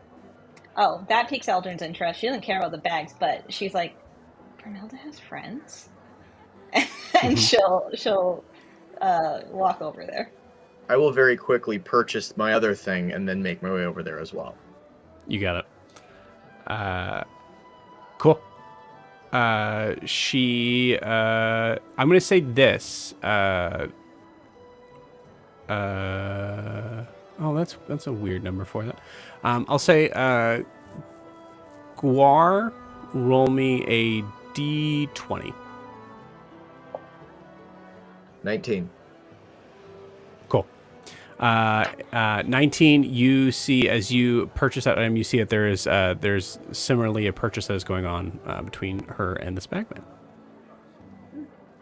Eldrin, as you're walking up, you hear the end of that, and you see a bottle of what looks to be like a gray sort of smoke exchange hands as she pays with it with gold. Oh, Eldrin. What? Is this a friend of yours? What do you see right now? I described the man that you described to us. Yeah. Oh, great. Okay, great. Yeah. Bendel, Eldrin Bendel. Hello. I'm sorry. Oh, hi. Sorry to interrupt. No, I have no interest in anything that you're selling. I was just really curious because Brimhilda never looks happy, and she looked really happy talking to you, and so my curiosity got the best of it. Oh, well, that's not that you're interesting. I phrased that poorly. I'm sure you have wonderful wares. I just don't need anything. Yes. No, for the person that needs nothing, I have nothing to provide. I'm glad that we're on the same page. Great. Well, is there anybody else who seems to... excuse me just for one moment. Bags! And is immediately yelling at the top of his voice. Bags! Why are you yelling, though? I don't understand the yelling. Well, young miss, you as someone who is in need of nothing are one of many. Others that may need a bag of some sort or other wares that I have. That's how I contact them. Okay. Guar just makes his way over yelling, Bags! Bags! Bags! Hello! Do you need a bag? Hello! Finally, someone as loud as me! Do you need a bag? Small bag? Large bag? Well, tiny bag? Holding something big, something secret, something blue, something grand, something secret. So many bags. Do you need a bag to transport things from place to place from time to time? I do. Both? Yeah, from time to time. Yes, both places. Ah, yes, great. Well, the timekeeper's satchel. One moment. Ooh, a timekeeper's satchel. And he goes, I think like at this point, he goes, honey, that's going to be really expensive. Oh. She calls him honey. Yeah. She's so excited. Like she is like losing herself. Guar stops. He's like, what do you... Aldrin, just like... Guar. What do you... Guar. What do you... I clock it, but I don't say anything because I don't want it to end. What do you recommend that I get if that's too expensive? You seem to know this guy. I would,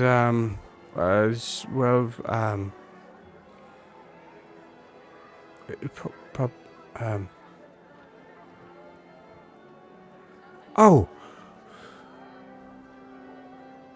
Ask if he has a portable hoe. Oh, okay. A portable hoe? Yeah. Seems indecent, but all right.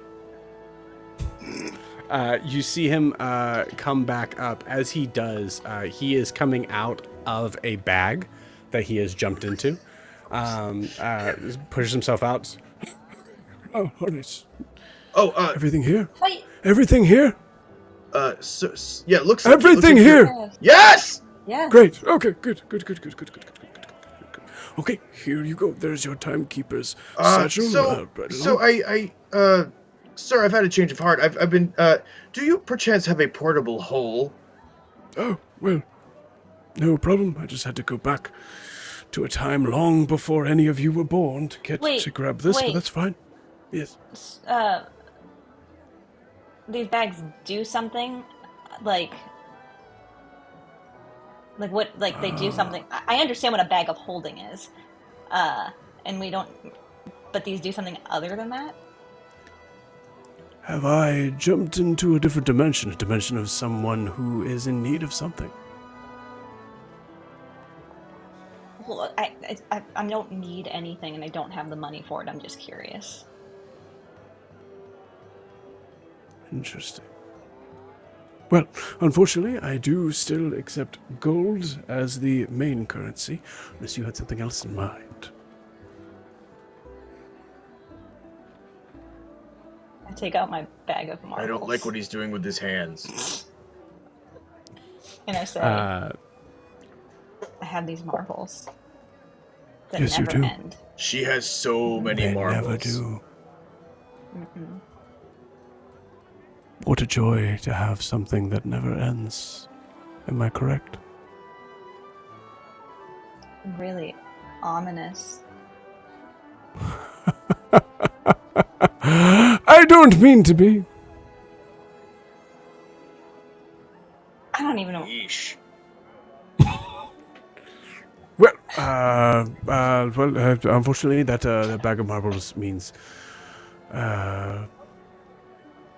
an endless supply of something I do not need. But thank you. I appreciate you offering It's it and fine. presenting It it was a to me. gift anyway. They're in a bag. They are in a bag for now. Mm-hmm. But my tall, white, elven friend, this is a dimension on where you are regarded as a useful being, correct? I guess it depends on who you ask, but yes, I'd like to think of myself as useful. Fantastic. Well, from time to time, you have things that you need to put away, things that you need to hide, to maybe reveal. Yes. Great. What was it specifically you were asking for? A portable hole? How dare you! I'm sorry, I don't know the terminology. I am a man of respect, and I'm just kidding, of course. Yes, absolutely, I have a portable hole. Is there a specific color that you want?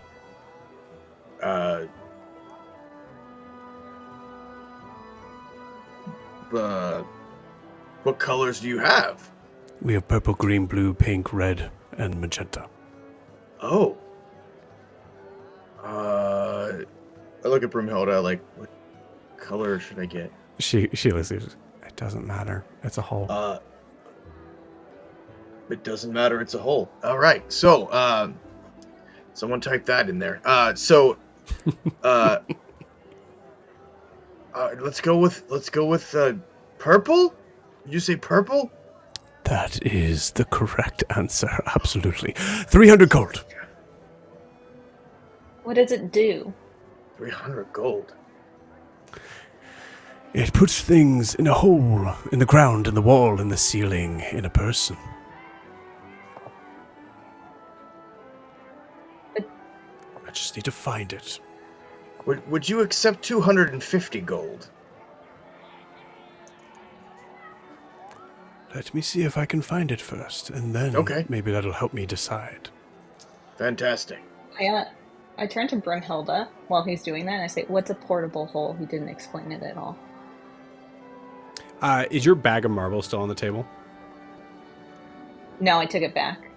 Okay, you got it. Miss, may I see those bag of marbles for a moment, please? Okay. As long as you give them back, they were a gift. I neither need to take them nor give them back. I just need to borrow the bag. You see him stick his hand in, and his whole body goes in. This is, I mean, seriously, you guys this is a rare trait. He's I don't good understand what's he's good at happening. going in bags. That's pretty impressive. Is this similar to I like have my handy haversack, and I was like, is this similar to this thing? Is that what the portable hole is? I mean, because this carries a lot more than what it looks like it can. Yeah. Yes and no. A portable hole actually is very useful for several different things, as far as placement and things like that. But also, you never know with the bagman, because there could be something that is inside. It's from another dimension. Honestly, I'm not a big fan of believing in any sort of god. Sorry, Guar. But if I had to pick a god, I mean, I'm a cleric as well, so you could apologize to me too, but that's fine. You don't believe in Bahamut? I believe in the bagman. And you see him erupt out of the bag that he originally Bahamut popped does out take of many before. Bahamut does take many as forms. he is erupting. This is disrupting anything you're saying. He erupts out of the bag. He goes, "And I believe in you." Great. Well, I have magenta. Is that okay? Yes. Fantastic. Okay. Yes. So in this one, I have everything. Everything's here. Yes. Yeah. Yes. Everything is here. Yeah. Everything's here. Great. Good. Great. Can I awesome. have my marbles back? Yes. They're right in front of you, dear. 250 gold. Oh. Okay. All right. Here you go. Well, I give it to him. All right. What else do you have? Nothing that you need, my dear. It seems that I am done here. And ties a very thin ribbon of like a leather sort of strip, ties a long low necklace, and then puts it over your head, Guar. Well, off I go. Good luck. And full on just dives into his into the bag that he's in. What the fuck just happened? The most beautiful magic that I've ever seen. Are you crying, Brunhilde? It's beautiful, isn't it? How do you know him? Sure. It's a long story. She looks right at the camera. And with that, we'll end tonight's session. We'll see you guys in a couple weeks. Bye-bye.